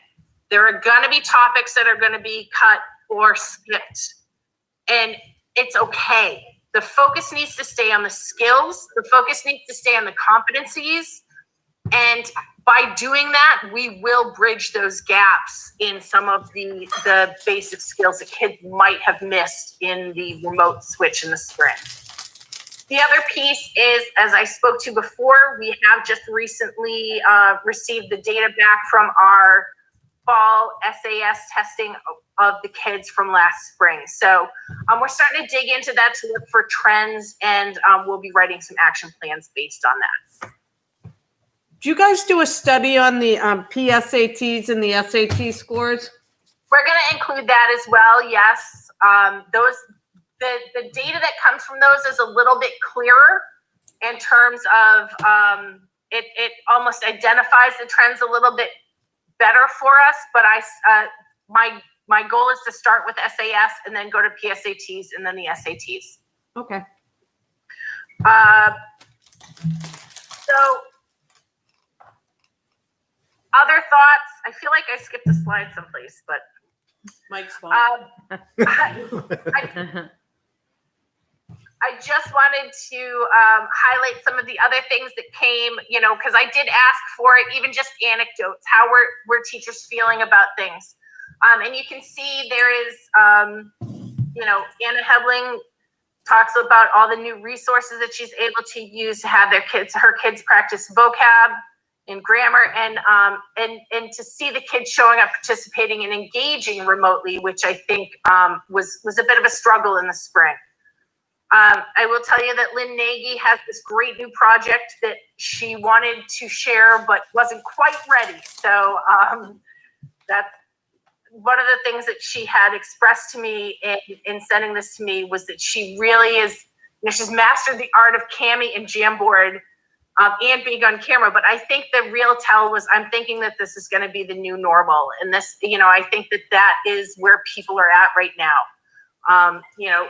This has been a huge shift, but I'm in more classrooms and I'm talking to teachers, and they seem to have, things have settled down. They're getting used to this kind of synchronous, in-person and remote world that we're living in right now. And the last piece that I want to talk about with the thoughts was, I had a number of conversations as well as a few emails around our special education teachers. And one of the points that was brought up was that, really our special ed teachers and paraprofessionals were doing this synchronous model all last spring. They were on with their kids all the time. And I think that really, that's a true fact. They were in online and they were there supporting the kids in a much more direct setting than we had asked of the teachers in the spring. And just a highlight, currently, even during our remote periods, we have some of our special ed kids coming in. They're working in person. They're getting the supports and services they need to be successful.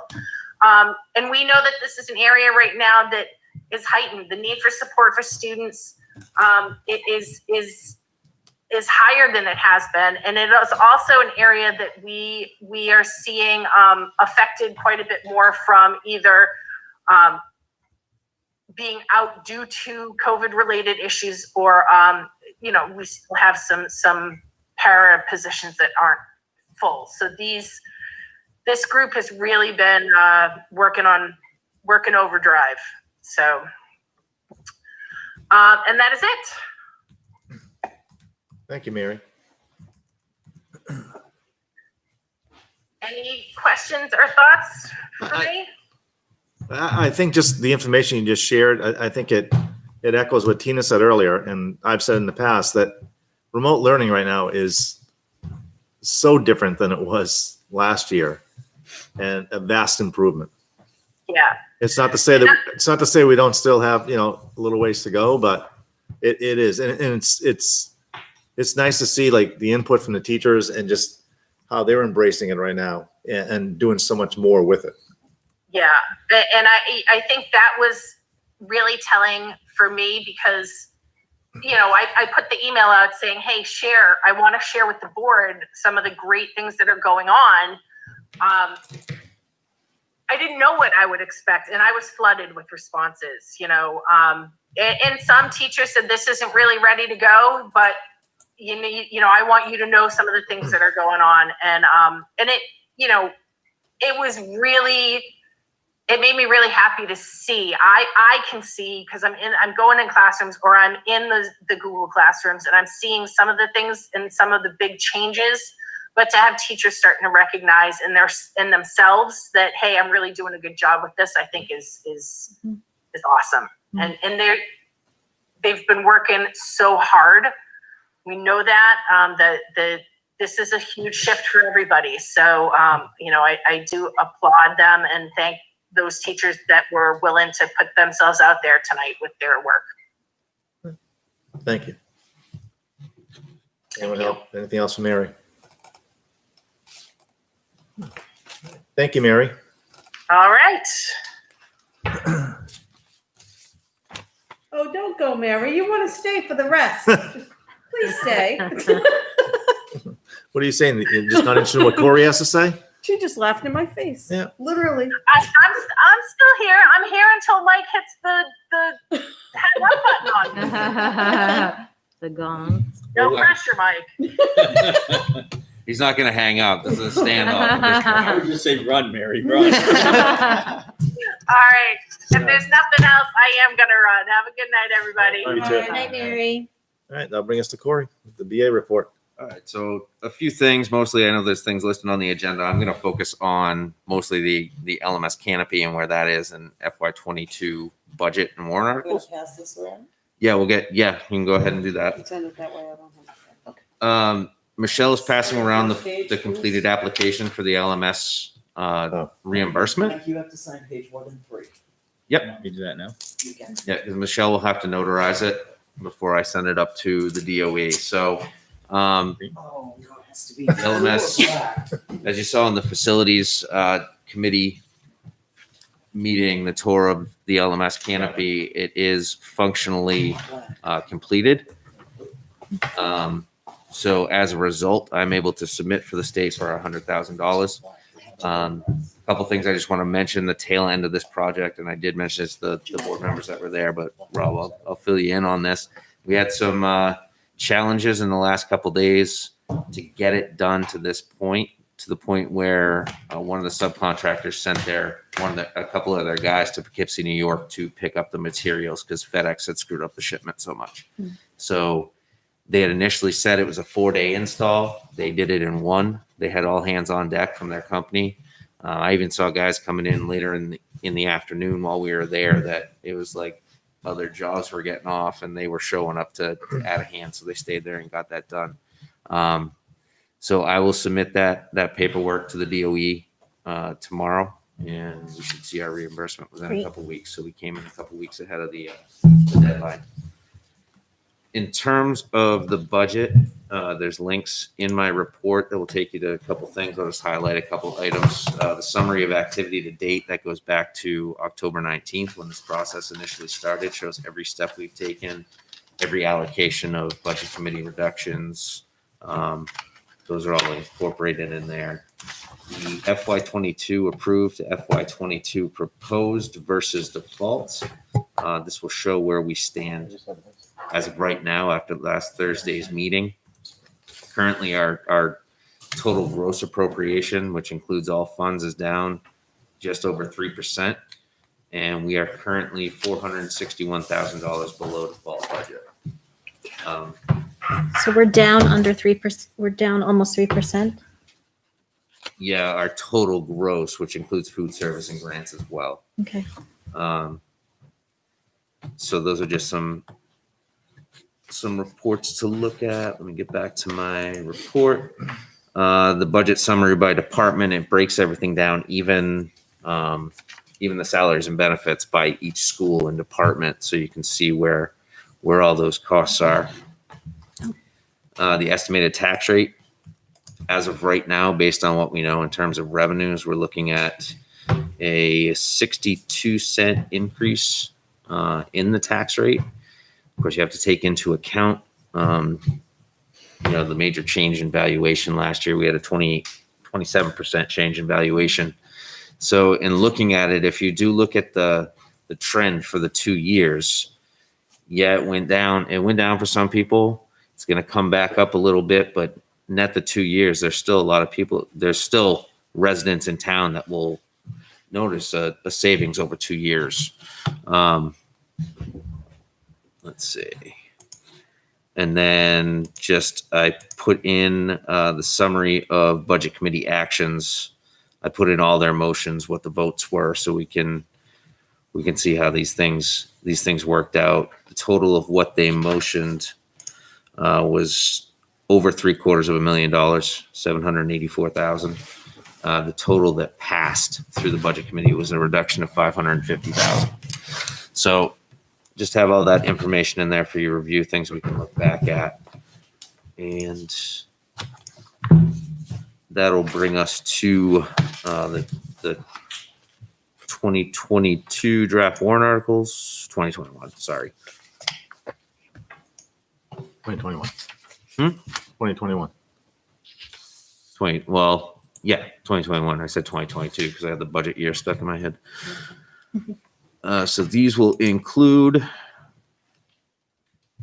Article 1 being your regular operating budget. Article 2 to put a sum of $86,200 in for the purpose of a district-wide technology integrator. There's 2 articles for those. They taken 2 out. We'll put them on the warrant as 2 separate positions. There's an article note in there explaining that. And then to to be consistent with the capital plan that was adopted by the town, we put Article 4 as $100,000 into the capital improvements expendable trust.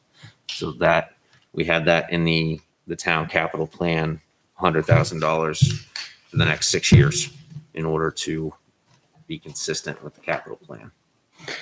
I've never seen an article note that's allowable. What's that? I've never seen an article note on the warrant. It's always been the warrant and then the recommendations. That's allowable. Yes. Okay. Yeah. Just on Articles 2 and 3. So our recommendation to the board is that we ask for the 2 tech integrators in 2 different warrant articles. If you ask for them in one, and the public is saying, gosh, I think you should get 1, but I don't think you should get 2. So they vote no against it. You end up with 0 because you're really not giving them the opportunity to weigh in. So the second thing is that you'll notice we purposely called them district-wide positions, which will allow the board to decide where to deploy the staff. And if we articulate it to a particular school, and if the public were to say no, then you've got no means no aimed at that school. So we want to be careful of that. So our sense is these are 2 district-wide positions. The way they're tiered gives the greatest flexibility because people could say yes on one and no on another if that's what they chose to do. And the article note that the attempt is to say, we really want both of them. These 2 accomplish that, but you're able to vote independently on each one of them. So, and it won't get into splitting votes over, I want it to go here and not there. So we think it's the right approach. And, Diane Goro had recommended this approach to it. So This is for the thing we signed. Michelle has it over there. They already went around? Yep. You want to take the opportunity right now, just like in a minute or 2, describe what the technology integrator is for people who are watching. I just feel like we need to get the word out about what this position does. And why we need it. Yes. yeah, so really with the switch and pivot to remote learning last year, we recognized that we were asking our teachers to do a tremendous amount of work with technology and to support students with technology.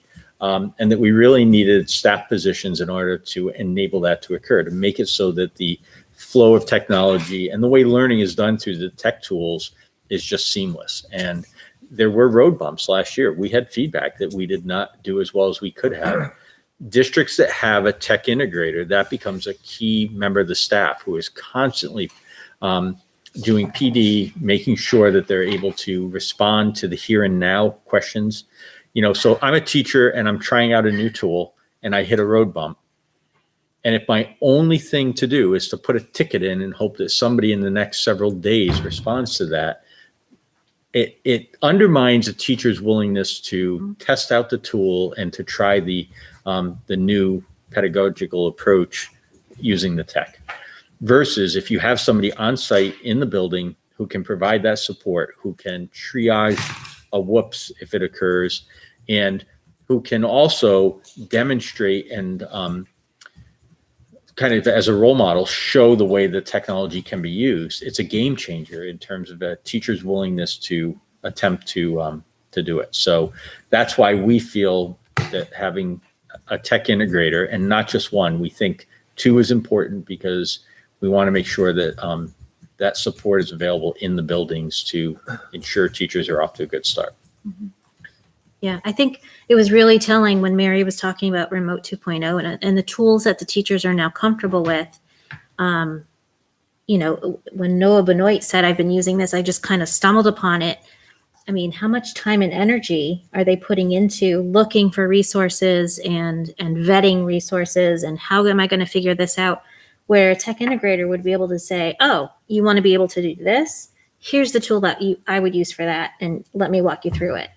And so it's somebody who can guide them towards the right tools, who have the knowledge of what's out there and what's accepted and approved, and then walk them through it, and then even help them implement it with the kids, with the students too, right there in the classroom. So it's just a huge, it's a big support role for the teachers and staff, and I think it would, especially in this time where we're exploring more and more of the technology that we've invested in. I think it's a wise move.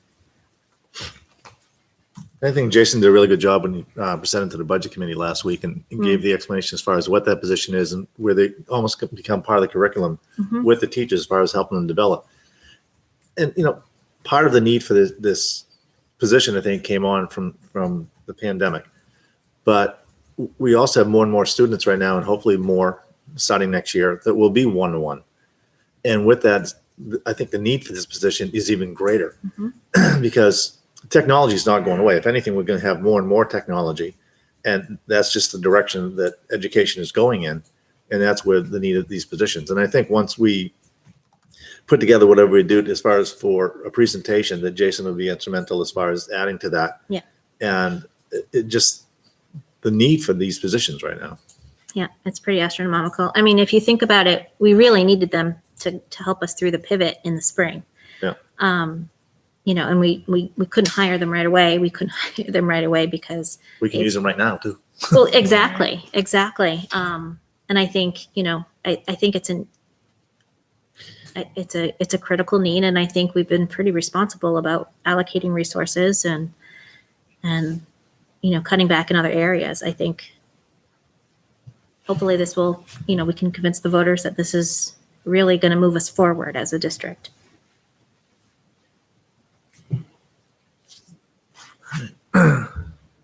Corey, can I ask? Sorry. Okay. Can I just ask? I'm sorry if I missed it at the tour. I remember back when the contracts came in for the budget, we a little hesitant because of the difference in the amounts. Have we been totally happy with the work? Oh yeah, absolutely. Good. Okay. Solid Roots Construction, along with David Ely, who's been the architect and seen us along the way. I can't say enough good things about them. It's been absolutely That's great been to a hear. great experience. Yep. And I would work with Solid Roots again on projects. They came in on time with all the challenges. The owner and all the co-owners, they were on top of everything. They were there on Saturdays. They were making sure they were adjusting their schedules, making sure that they got, if one thing couldn't be done on a certain day, they got something else done so that they stayed on track. So it was good. Thank you. And under budget, we believe they're going to come under budget on this. So on time, under budget. And when Corey says challenges, I mean, this was a big push to get this accomplished. So, the other thing is having Dave almost served like a clerk of the works role, but of course he's the guy who drew the picture and then had it laid out. So he was spot on with it. And he pointed out things to Corey and I, like, you notice that it's the end of the day and this is a clean job site. You're not seeing stuff left around as the guys bolted for the parking lot. I mean, they were just on top of the crews and getting stuff done so professionally. So we had a weekly meeting that we maintained all the time, and we're just constantly updated, asking questions. Very impressed with the work and the way it went. And there were Saturdays they would come in. I would go let the site manager in at 6 a.m. I'd be like, what time? He would take my number. He's like, we'll be done by 2. If we're going to run late, we'll let you know. And I would show up at 2, having not heard from him, and lock up, and the site would be clean. You wouldn't even know they were there. And is this something, because I just remember, correct me if I'm wrong, didn't we have a little lack of information at first about him? Is this something we, as a board or as a district, should we write something for him? Yeah, I believe so. It's like everything's all smaller jobs he had done. Yeah. And they seem to be striving to make a name for themselves, and they're doing it. Okay. If that's their goal, they're doing a very good job. I just remember our questions at first, and it's just nice to hear that. That's great. I mean, I remember David Ely being a little weary Yeah, I because remember him telling us. Scope of the work. The price scope of work difference. and the discrepancy in the bids we got. Yeah. It came in so much lower than the secondary bid we had gotten, and they've beyond met expectation. Thank you.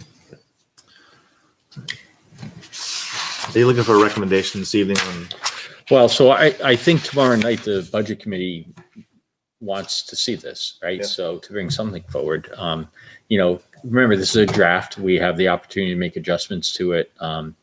You know, if depending on how things unfold, you never know what could happen at deliberative. There's all sorts of things, but right now we think this is the warrant that we should bring forward. It's short, you know, it's 2 school board members followed by our budget, tech 1, a second tech, and then the 100,000 to continue.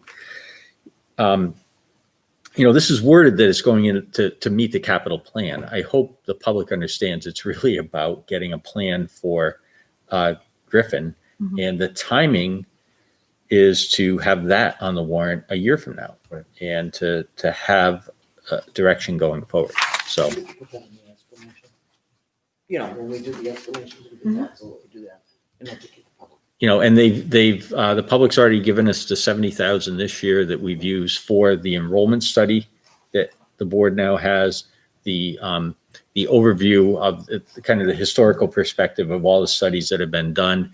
And then the next phase is the developing the OPR for a new school that you then take forward and say, okay, firms start to bid on this, start to put something together, so that we can have, you know, it's got to be, they're not building drawings, but they are conceptual frameworks that are ready to go forward to the voters.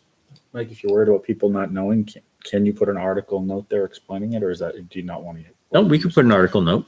I just We asked. can, we can actually put it in the article if we really wanted to. I but- mean, if we're worried about it not passing because people don't know what it's for, Mhm. maybe you want to put that in there. More information is always better. Especially when you consider but I the few guess my- people that come to deliberative to hear what it's about. Yeah, Mhm. prior And all they to do the is just budget vote. hearing, we always do detailed explanations on Yeah. all the articles when we give them out at budget hearing and deliberative. And when we put the quote unquote sample ballot in the paper. Separate sheet. Michelle, can we, for Article 4, just pull out the wording that we used last year for the 70,000? And I'm almost thinking that it should be the same language because it's really the same purpose. Now, I think last year we said for a Griffin project, I can't remember if that was exactly in the warrant, but then it also, I think it raised, or I think it established the capital reserve as the place for that to go to. So we'll make sure it's consistent with what we did last year so that people understand that it really is the second ask at getting after this.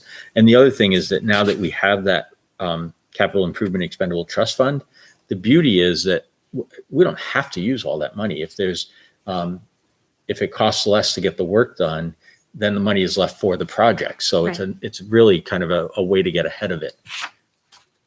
So we'll make sure we have that consistent before we bring it. And how does the budget committee get this? Do we send it to them tomorrow or? I can send it to them Andrew asked, morning or. I told them if we went through them tonight that I'd send that off to them or have it sent off to them.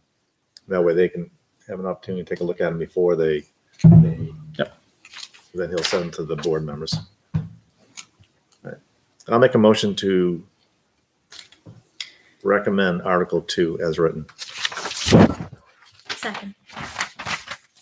Further discussion? Will it just Article? Couldn't you do Article 2 and 3 together? No, you gotta do them separate. Oh, you don't, okay, got it. And we're not recommending Article 1 because, We don't have the numbers. oh, Okay. We can throw a number in that if you is want. whatever. Yeah, the budget committee, I think, still has to vote Yeah. on the bottom line. It's still not done Okay. yet. Okay. Any other further discussion? Did someone second that? I did. No, you did. I didn't hear you. Sorry. All those in favor signify by saying aye. Hi. Opposed? Abstain. I'll make a motion to recommend Article 3 as written. Second. I thought we were going to amend the wording on that. 3 is the same as 2. Oh, I'm sorry. I'm not looking at it. We have a motion and a second. Any discussion? Hearing none. All those in favor signify by saying aye. Hi. Aye. Opposed? Abstain. I'm going to recommend Article 4. I was just looking up to see if I could find it. but Yeah, sure. knowing that we're going to possible change the language, but the intent is still the same and the amount is still the same.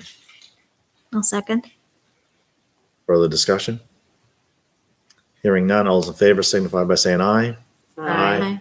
Oppose, abstain. 500. For the expendable trust, Article 4. Article 4. I think Yeah. the amount's larger. That's No, I'm dictated saying, by. no, how it's written, the amount that's written is the amount we're approving. Yep. But I'm saying the intent is still gonna be that we Okay. just may change the Gotcha. verbiage in it. So I just pulled it up, and basically Article 5 last year, shall the district vote to establish a capital improvement expendable trust fund? So that's creating the fund under the provisions of blah, blah, for the purpose of funding the study, planning, and costs of new construction or renovation of existing facilities in the Litchfield School District as recommended by the Capital Planning Committee, and to raise and appropriate the sum of $70,000 to be placed into the fund. So, I mean, it does specifically state What it's for. new construction. And so I think if we just incorporate that language and make it kind of parallel, then Makes sense. the voters will know. You don't need all the, because then it goes on to name the board as agents to expense. You don't need all that extra stuff, but it's putting the 100,000 into it. And then I think just making it clear that that fund is to, for the study, planning, and cost of new construction or renovation. And then you've kind of captured it. So if you give us the editing authority to do that, Right. Yeah. All right.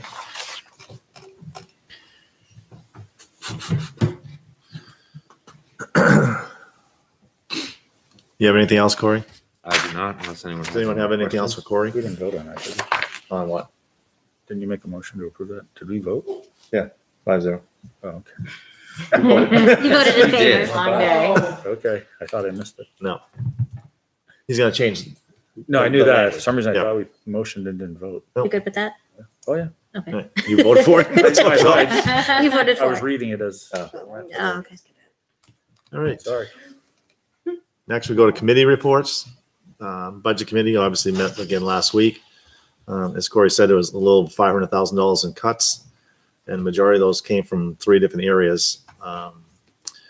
Non-union pay increases, they cut in half, which is what we kind of expected.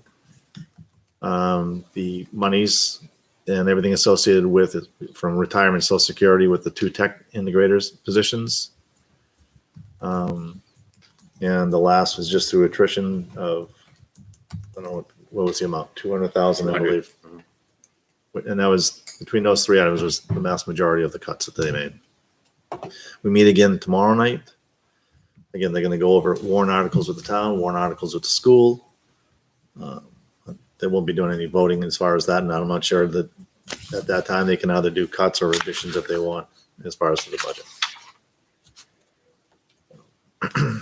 And time's not done yet. I mean, as far as us communicating, possibly pleading our case as to why in some areas that the money should be put back in. And the one that's most blatant, and I mentioned to him last week again, and Tom did a good job as far as explaining, and I think it's just a little bit much that they just simply looked at the LMS budget, the one individual, Brian, and just looked at all the additions, and that's what he deducted.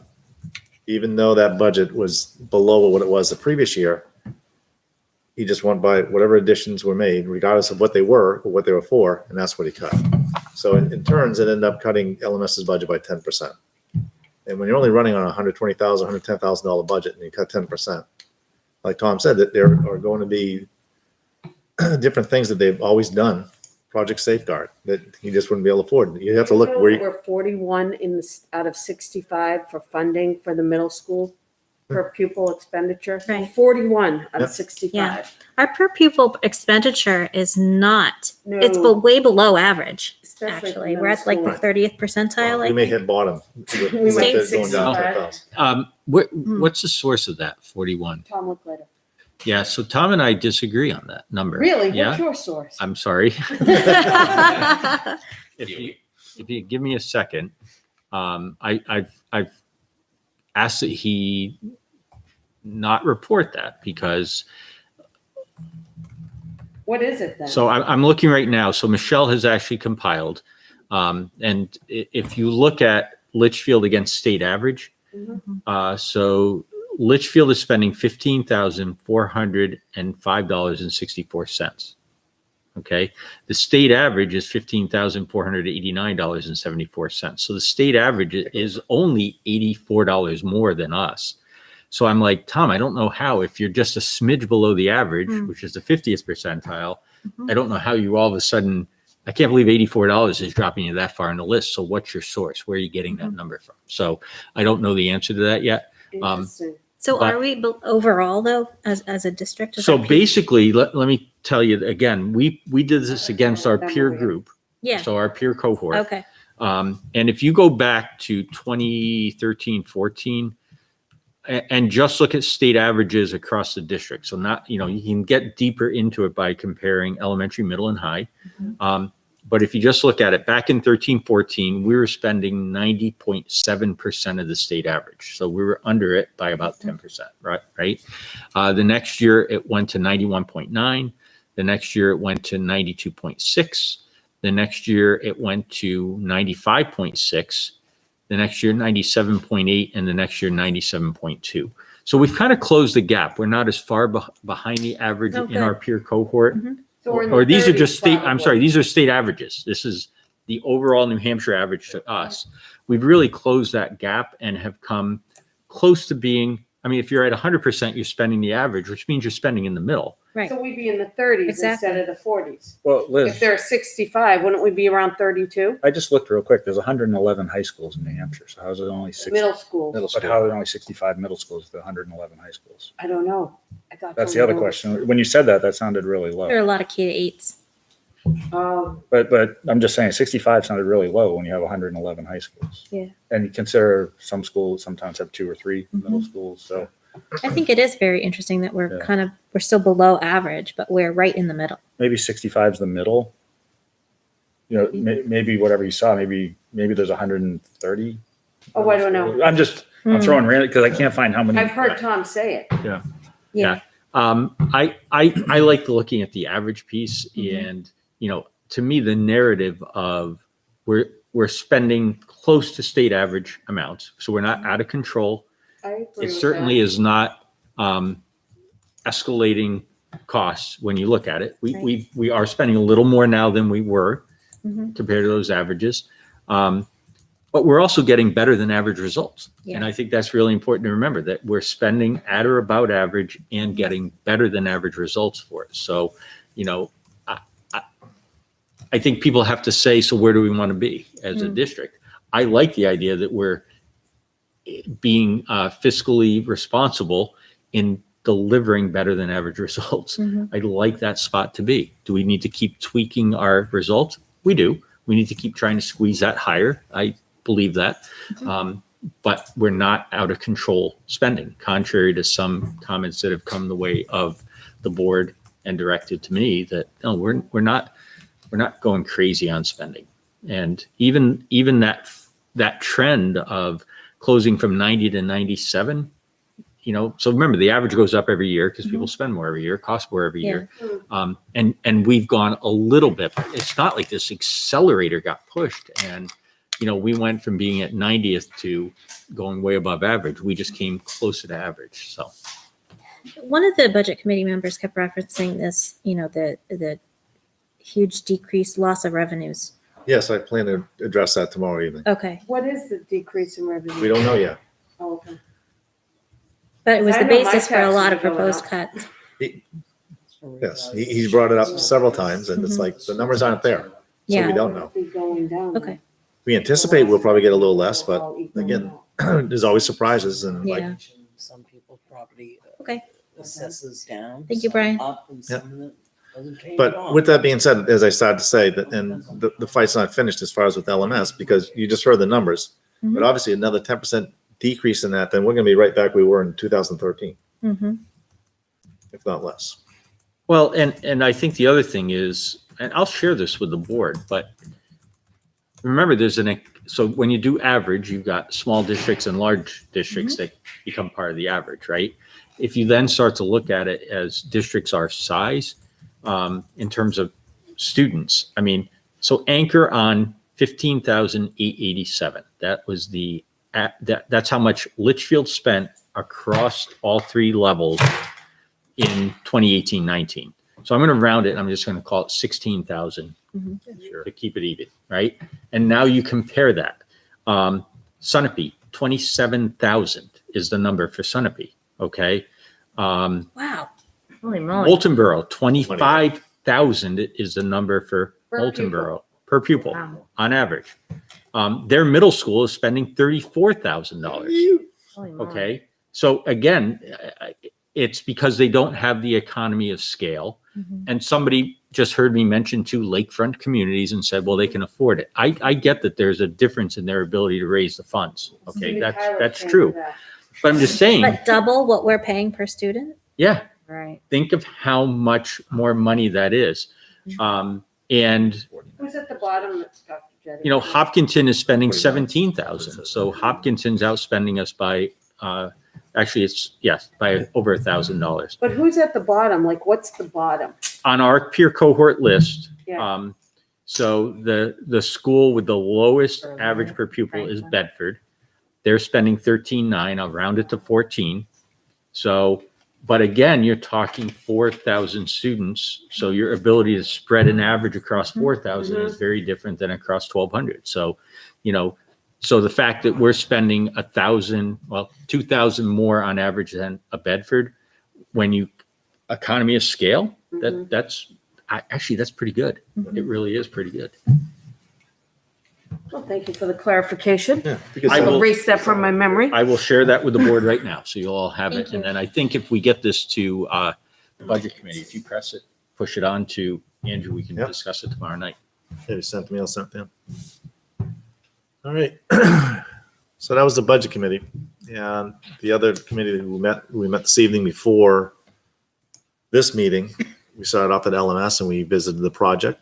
And took a look at the canopy and the entranceway.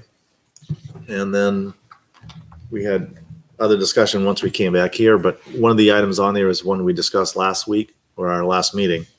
And that's the OPR, which is the owner's project requirements.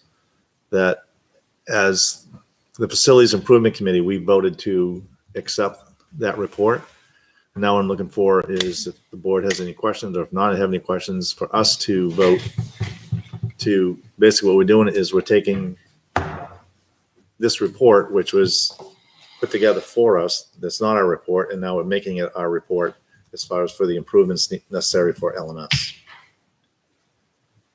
So I don't know if anyone has any questions about it or concerns. Well, I'll make a motion to accept the OPR for I'll second. any discussion. Hearing none. All those in favor signify by saying aye. Aye. Aye. Opposed? Abstain. 500.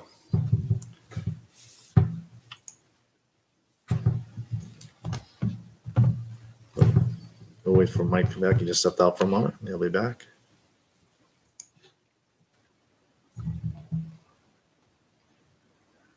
Silence.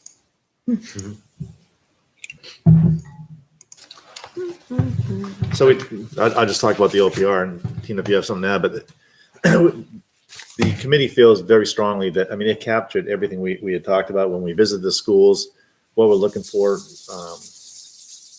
what the project would, what scope it would cover as far as, and I said the last time, it'll allow us to have this building, rather than a new building, last us for another 30, 40 years by the upgrades that would be involved, from solar panels to new HVAC.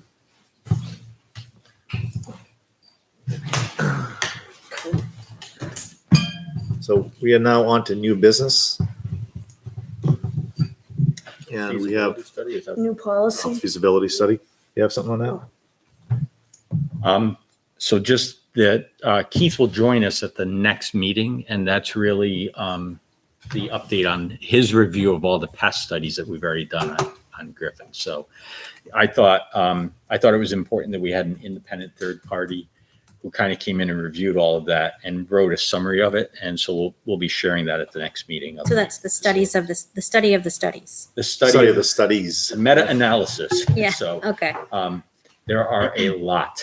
That is the most studied school, I think. That So- wasn't even breaking the surface. Yeah. All right. So that will bring us, we have one policy, JLF, reporting child abuse and neglect. So really, the intent with JLF is, if you look at the original policy, this was last reviewed in 2014. And they've come out now with, there have been several changes in the legal requirements. So we took the school board's recommended policy and just sort of adopted that, rewrote it to, tailor it directly to us. But the recommendation is that that be the policy that we use going Well, I forward. noticed the old report had the person, say me, I've called multiple times, calling and then telling my principal. I will never call unless I'm in the presence of an administrator. And that's what the new policy captures, that the principal needs to be in the room. Because I wouldn't want anyone to call unless there's someone else there, ever. I think it's a good brief. Oh, I did not understand. I thought it would require two people. So I think I I need to didn't read get that out of over. it, but it just said they had to call and then tell their principal, while the new one says you need to tell your principal and then you call. That's how I read it. I actually haven't had time to go through these. But it makes Yeah, to perfect me, it sense. just looked like it was a two-step process, but maybe I'm not. Let me make sure I'm I mean, I reading the don't- right one.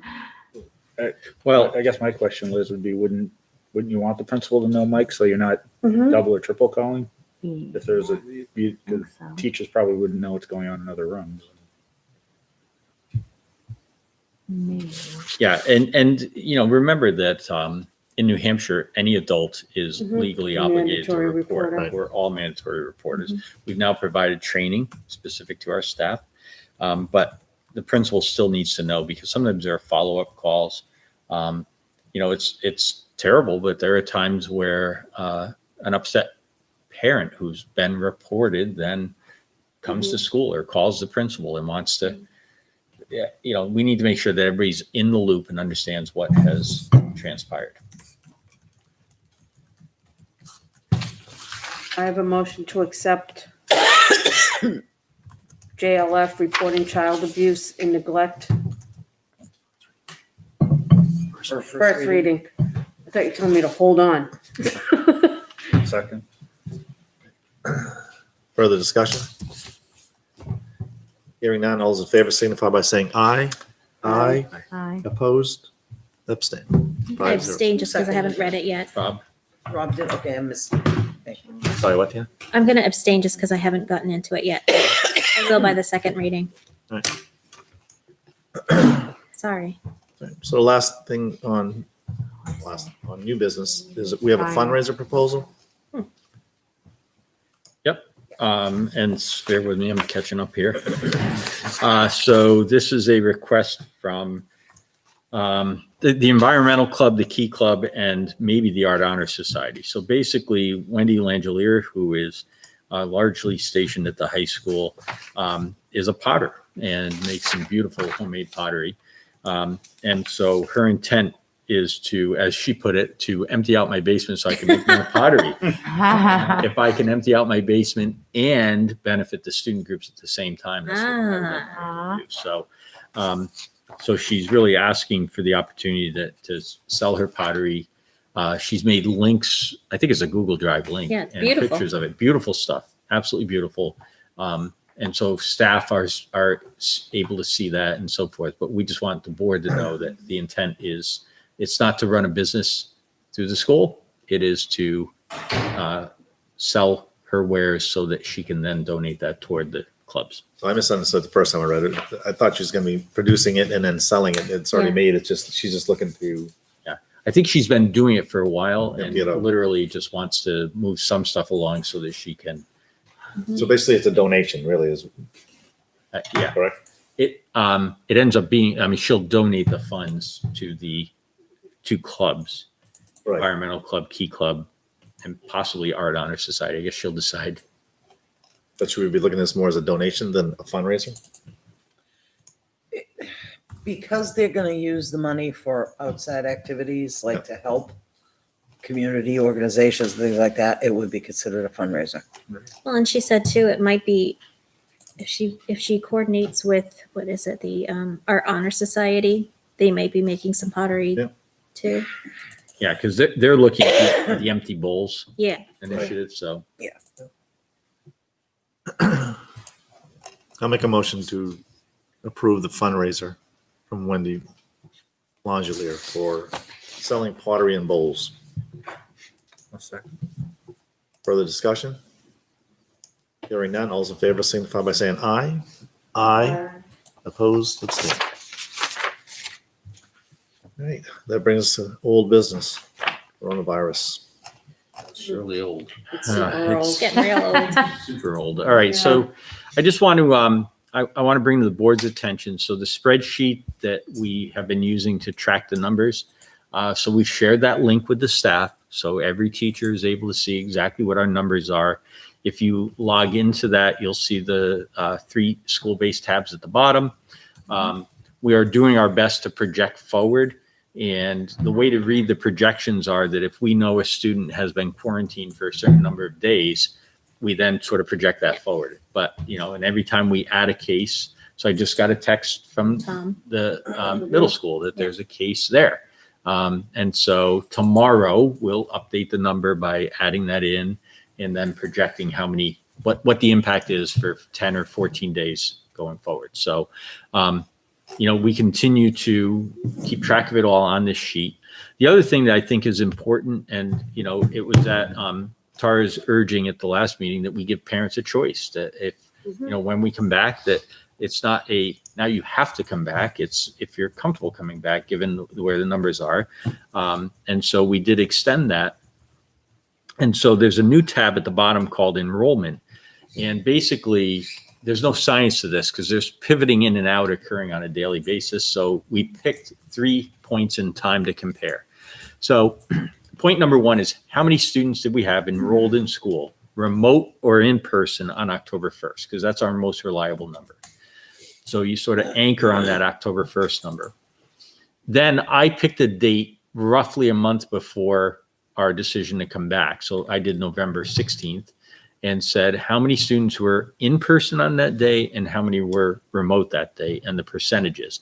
And they bear out to what we had predicted back in August, which was we're hoping for or achieving an 80-20 split between in-person and remote. And if you remember, we had said that Griffin was closest at the 80-20. They were actually at 78-22 at that point in time.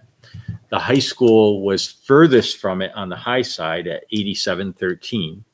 And the middle school was furthest from it on the low side of in-person at 75-25. So that was their split. So then on December 15th, Tuesday, because there were several families who sent their student to school on Monday and said, we're just going to see what it's like and then we'll decide. So they wanted to dip their toe in the water on Monday. So we sampled again on Tuesday, the 15th. And you can see that at Griffin, we had 48 additional students who chose to remain remote. At the middle school, it was 46 who chose to remain remote. And the high school had the biggest pivot of 60 students who chose to remain remote. So our numbers right now are between 63% in person at the middle school, 65 at Griffin, and 73% at the high school. With I think the high school is going to be the biggest shift from before to after. So, so I think these are just good numbers for us to keep track of. We'll keep adding to this. I think there'll be other check-in points that we'll make along the way, but it's just important to have that data and be able to track it. Another thing for the board to note, I'm going to title this December, and I'm going to make a copy of it and start over again. We'll have the historical record, excuse me, but we'll do it month by month going forward. Excellent. Thank you.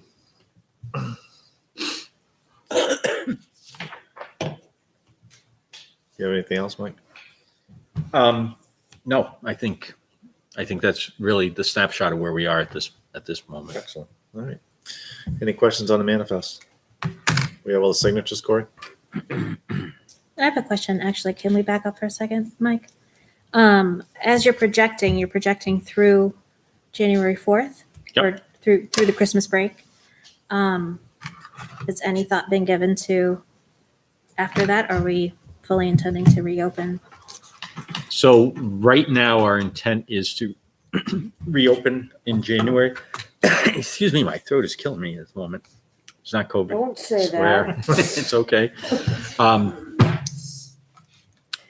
So that's our intent, but the administrative team is starting the dialogue about what would cause us to change our mind, what would show us to be mistaken about that decision. So we're going to have that conversation tomorrow, Friday, Monday, and then we'll see what happens. If you look at the data, there are a lot of schools that are coming back in. A lot of people are feeling that the college students who came home at Thanksgiving, that impact has already been felt, that's not going to reoccur because they're home at this point in many cases. The travel at Thanksgiving seemed to be, Thanksgiving is always the busiest travel day or busiest travel holiday. So is the impact the same at the holidays? That's something we have to talk about and try to figure out.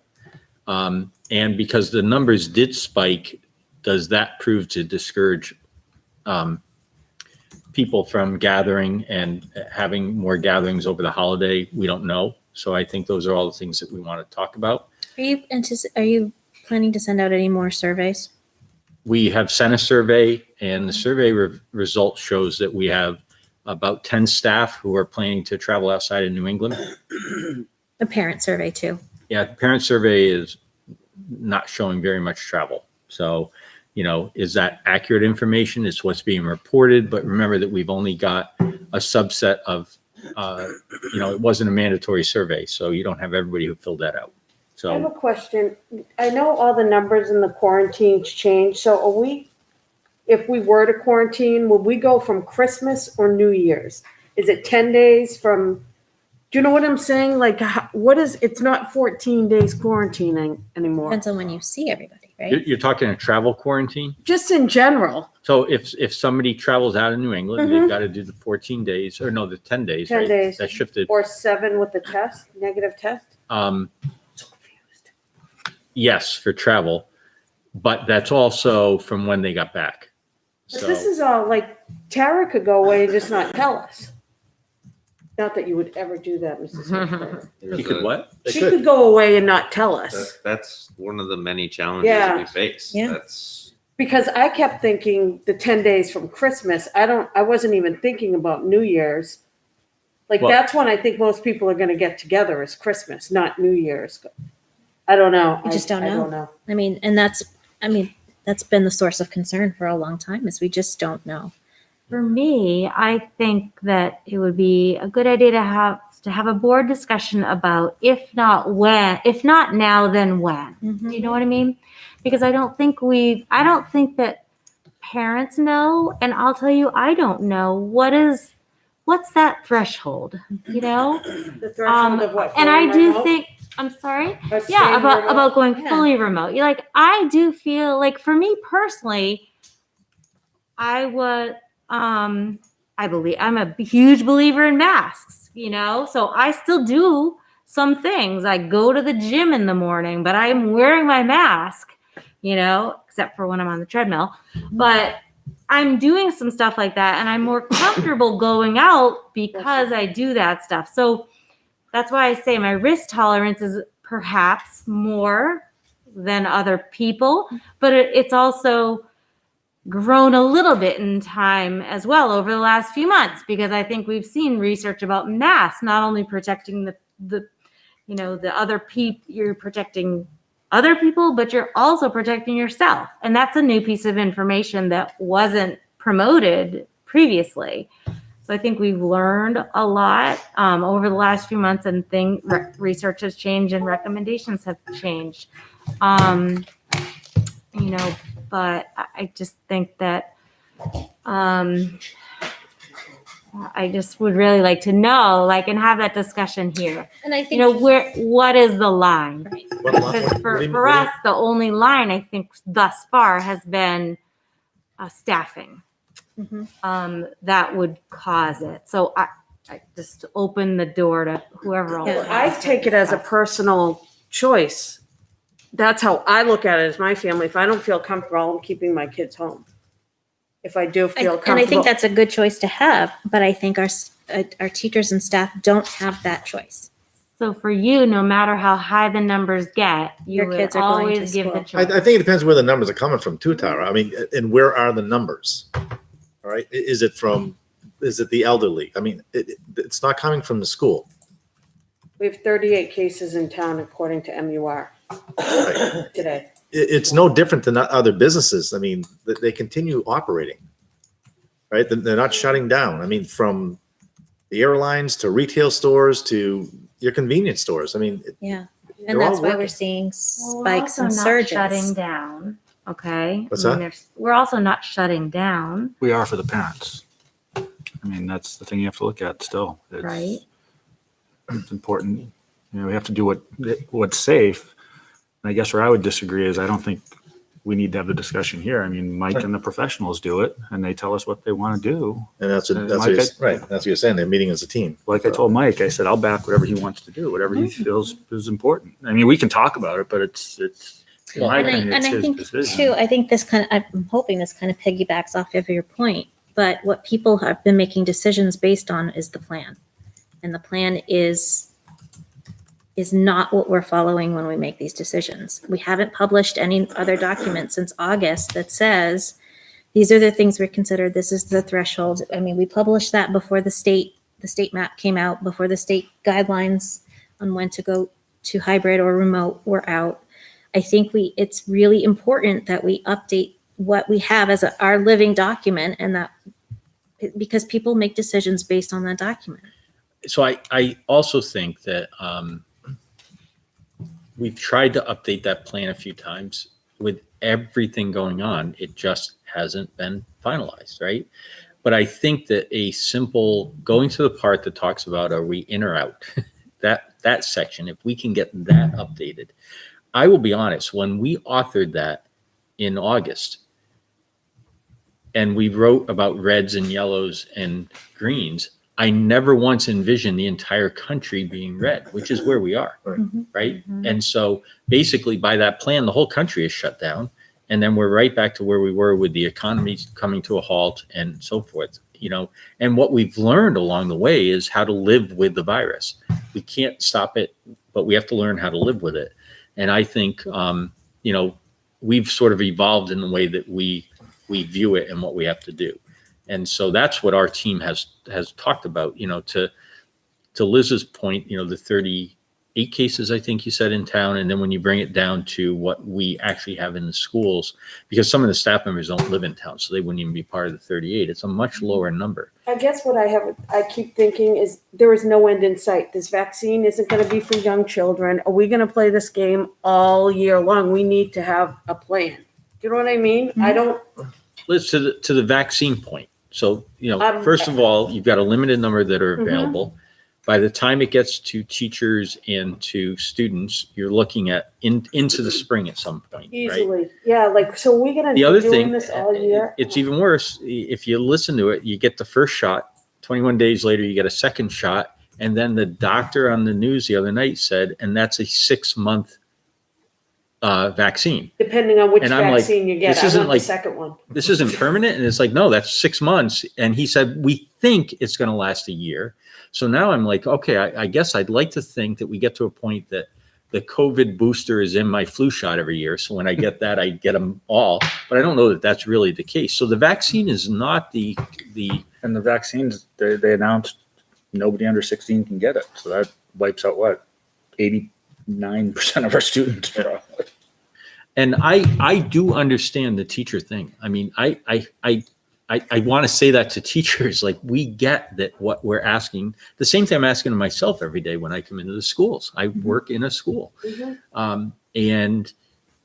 But I think this is the nature of our industry. We educate children, and that involves human interaction. That's at the central core of the way to do this effectively. And if we don't believe that, then we can just decide the whole Litchfield School District's online forever, and that there are tech tools that allow this. And I that's not the school district I want to be a part of. It's a think I know, I Sacrifice. definitely In-person fear, part. I fear, I Sacrifice. don't want to go online for the whole. And I don't think teachers do so. either. I really don't. Yeah, I mean, you're a teacher. I haven't seen my parents since June, an 83-year-old Huh. mother and father, because they know, as a former fighter and nurse, that I consider myself a frontline worker, and I see students every day within 3 feet, and I'm not going to risk my parents. At the detriment of our relationship and my father's age, that is what I'm choosing to do, is to work with students. Can I take a leave of absence? Yeah, but my parents want me to be in school with the kids. That's just the way, and my family knows that they might be exposed. If I'm exposed, it's my personal decision. I think, I mean, based on the feedback that we've gotten about remote 2.0 and about how much better it's going than it has in the spring, I think cooling off periods and times for students to learn remotely. I mean, I think we've shown that teachers have really come a long way and they are effective, and it's an effective way of teaching kids. I don't know. You know how I feel. Well, and I think that's part of the reason why the 2-week cooling off period was helpful. Yep. But then getting back to, okay, now let's really double down on the in-person piece for a short period of time. It was eight days of direct instruction. It's now going to be 7 because of the snowstorm. Our team is entertaining. There are other districts in Southern New Hampshire. We're not the only district in Southern New Hampshire that's fully in. There are plenty of other examples, but there is a district in Southern New Hampshire that's looking at taking 2 days back from the holiday break, so maybe Monday and Tuesday, to reassess staff availability, what exactly occurred over the break, and then to make a decision about whether students can come in for the rest of that week. So I'm like, well, again, that's a compromised position. That's not, we're going to be out for 2 weeks. It's not, we're going to be out for 1 week. It's, we're going to take a couple of days to reassess where we are. We'll have staff in the building. We'll deliver instruction from within the buildings, and we'll collect the data, because it's going to be really hard to do surveys over the holidays. Yeah. So their approach is, let's do the surveys in that window. So you'd have the teachers come back on the 4th and 5th and do remote and then reassess? That's if we follow the model in other districts doing, yes, that would be a way of looking at it.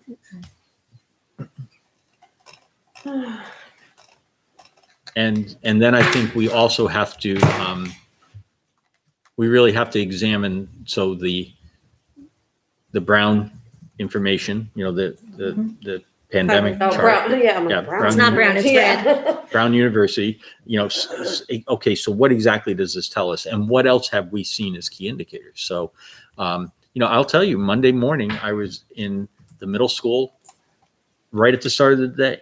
Ended up covering a class for a bit because they had just trying to get everybody into the right spot. Corey's covered in the schools for a couple of days.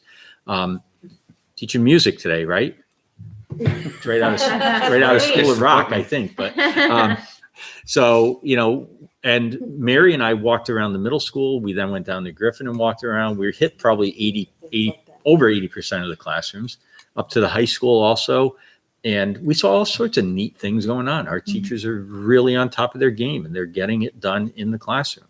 But there are little road bumps with coverage and getting the right people into the right spot. So anyway. We'll move on. If that's it, then before we go into non-public, I'd just like to say to our audience who's out there, Happy Holidays, Merry Christmas, and Happy New Year. Our next meeting won't be until January 6th, so I hope everyone has a safe holiday. That'll bring us into non-public, RSA 91-A:311. Yes. Yes. We're non-public.